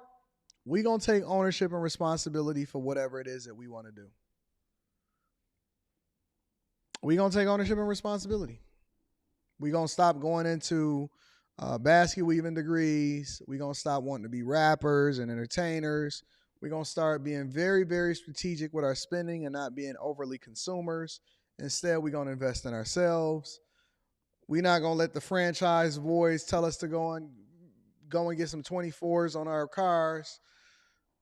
At some point, you have to leave the plantation and start taking responsibility for who you are. After the laws themselves have been repealed. You have an entire history of it. You know what I see? I see a whole bunch of people driving Hellcats, Chargers, Challengers. They got to get that 6.2 liter Scat Pack, Hellcats, jailbreaks, all of this stuff. All I see is people doing the same thing, and then they're going to blame it on a white man. So I don't want to hear it. Exclusion that gets excluded in the moment that a history of credit is being assessed. Today, more than half of Black adults have a credit score below 650, which means they're usually charged significantly higher interest rates for a 30-year mortgage than someone with a higher score. And credit scores don't just lock people out of affordable mortgages. More than half of all employers in the US say that they consult an applicant's credit history when hiring. So, how can we fix the credit system to account for these disparities? Lawmakers in some cities and states have started by outlawing the use of credit scores to make decisions that aren't about lending money, like hiring and promotions or car insurance. People without a credit history or with a low score, they might still be engaging in creditworthy activities, like taking part in an informal lending circle, where friends each contribute a set amount each month and then every person gets the full payout once. One option might be to empower local credit unions or nonprofits to formalize these circles and This ain't nothing but a finesse. I don't want to hear this nonsense. This ain't nothing but a finesse. The same thing that they did to Navy Federals, the same way that they're going to manipulate and use this whole system in order to get over. I don't want to hear that nonsense at all. Let me read a couple of the super chats, and then I'm going to get y'all up out of here for the day. Shout out to my dog, Counselor Mr. G in the building. I appreciate you, big dog. Says masculine men and simps are generous. The difference is masculine men are only generous to women who deserve it. What makes y'all think that these women deserve it, though? That's my question. What do you mean? Nobody deserves anything that they did not work for. You do not deserve something from another human being unless you add in a service and you're getting paid and compensated accordingly to it. There is nobody that deserves anything. The only thing that you get from somebody else is whether or not they actually want to do it for you, but it doesn't mean that you deserve it.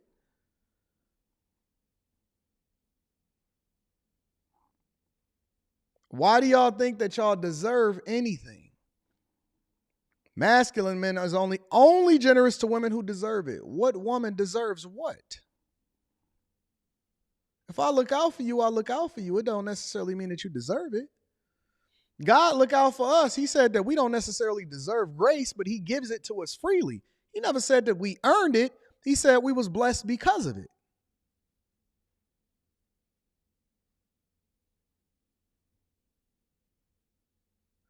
I literally just told you, Yolanda, that I need a credit card in order to make sure that I get rental cars, hotel rooms, etc.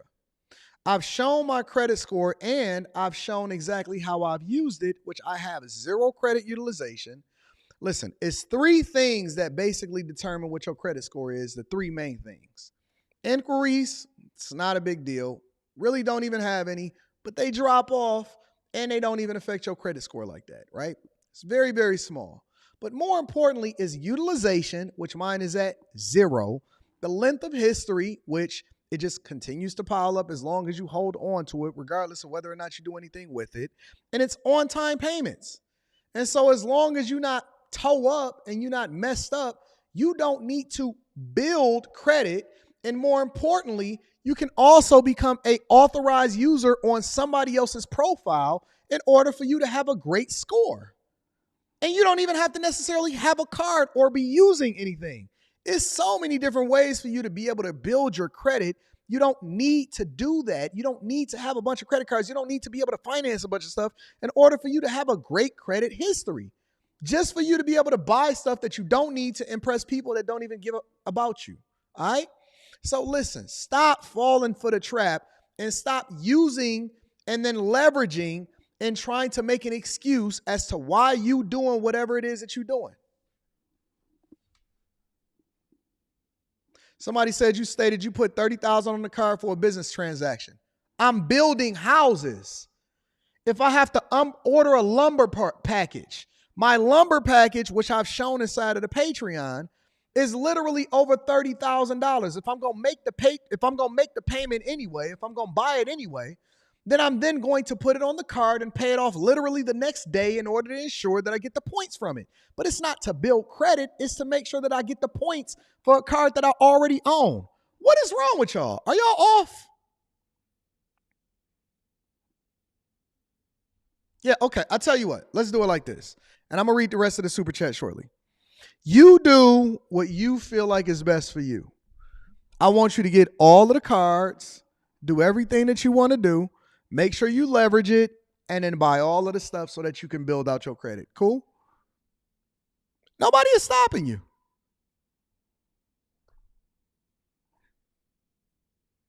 What's the problem? Nobody is stopping you. I think that y'all should use and get as many cards as you want in order to be able to run up the points and all of this other type of stuff and see how it work out for you. Nobody is stopping you.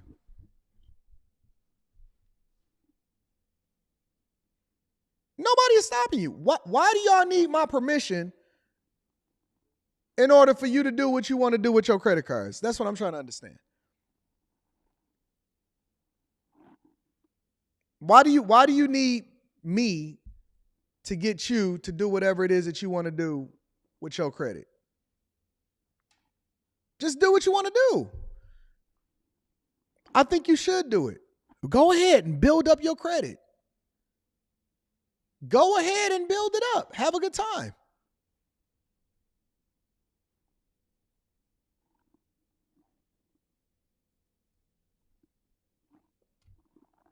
What's stopping you? Y'all don't need my permission. Get to it. Get to spending. You know, credit is at like $1.4 trillion in debt, so I think y'all should go ahead and rock out. Watch too much reality. 7 says, I just had to talk my student loan provider for an hour because their system had put incorrect dates on a day I made payments. I'm trying to pay these off before I'm done with school. Shout out to you. Shout out to you. I think that that's absolutely dope. King Stannis says, I bought my first house at 21 thanks to the military with no money down and 639 credit score. My score is now a 650. Congratulations. I think that that's all absolutely awesome. Listen, I'm not going to tell y'all what to do. I'm going to give you my opinion on what it is that I do and how it is that I utilize my own resources in order to make sure that I run it up. I think that you guys could do what you want to do. Take the meat. Some things you may agree with me. Some things you may not. Some insight that you may be able to utilize. Obviously, credit cards is not one of them. Have a good time and rock out. You had to be sitting on cash for a good time to be able to do that. Hey, Patreon members, where do I keep my... Let me be quiet. Anyways, listen. I love y'all. I appreciate y'all. Y'all going to be more than welcome to be able to come up here tomorrow and give every single thought that you want and say whatever it is that you want to say to me. Hold me accountable for my credit cards. You'll be able to do all of that. All right? So listen, I love y'all. I appreciate y'all. Thank y'all for rocking out. Make sure you get that Teach Handley 30% off your first order plus a free gift. Also, and I don't know do y'all know how much money I'm... Let me be quiet. Make sure y'all tap into the Patreon. Link is in the description as well as pinned to the top of the chat. I love you. I appreciate you. But I need you to do me one more favor before we get up out of here, Playboy. Make sure you share this with your family and friends. We don't want to be successful by ourselves. I love y'all. I appreciate y'all. Shout out to all of my people and for making this an enjoyable show, even though my camera seemed to be messing up. I love y'all. I'm going to holler at y'all later. Peace.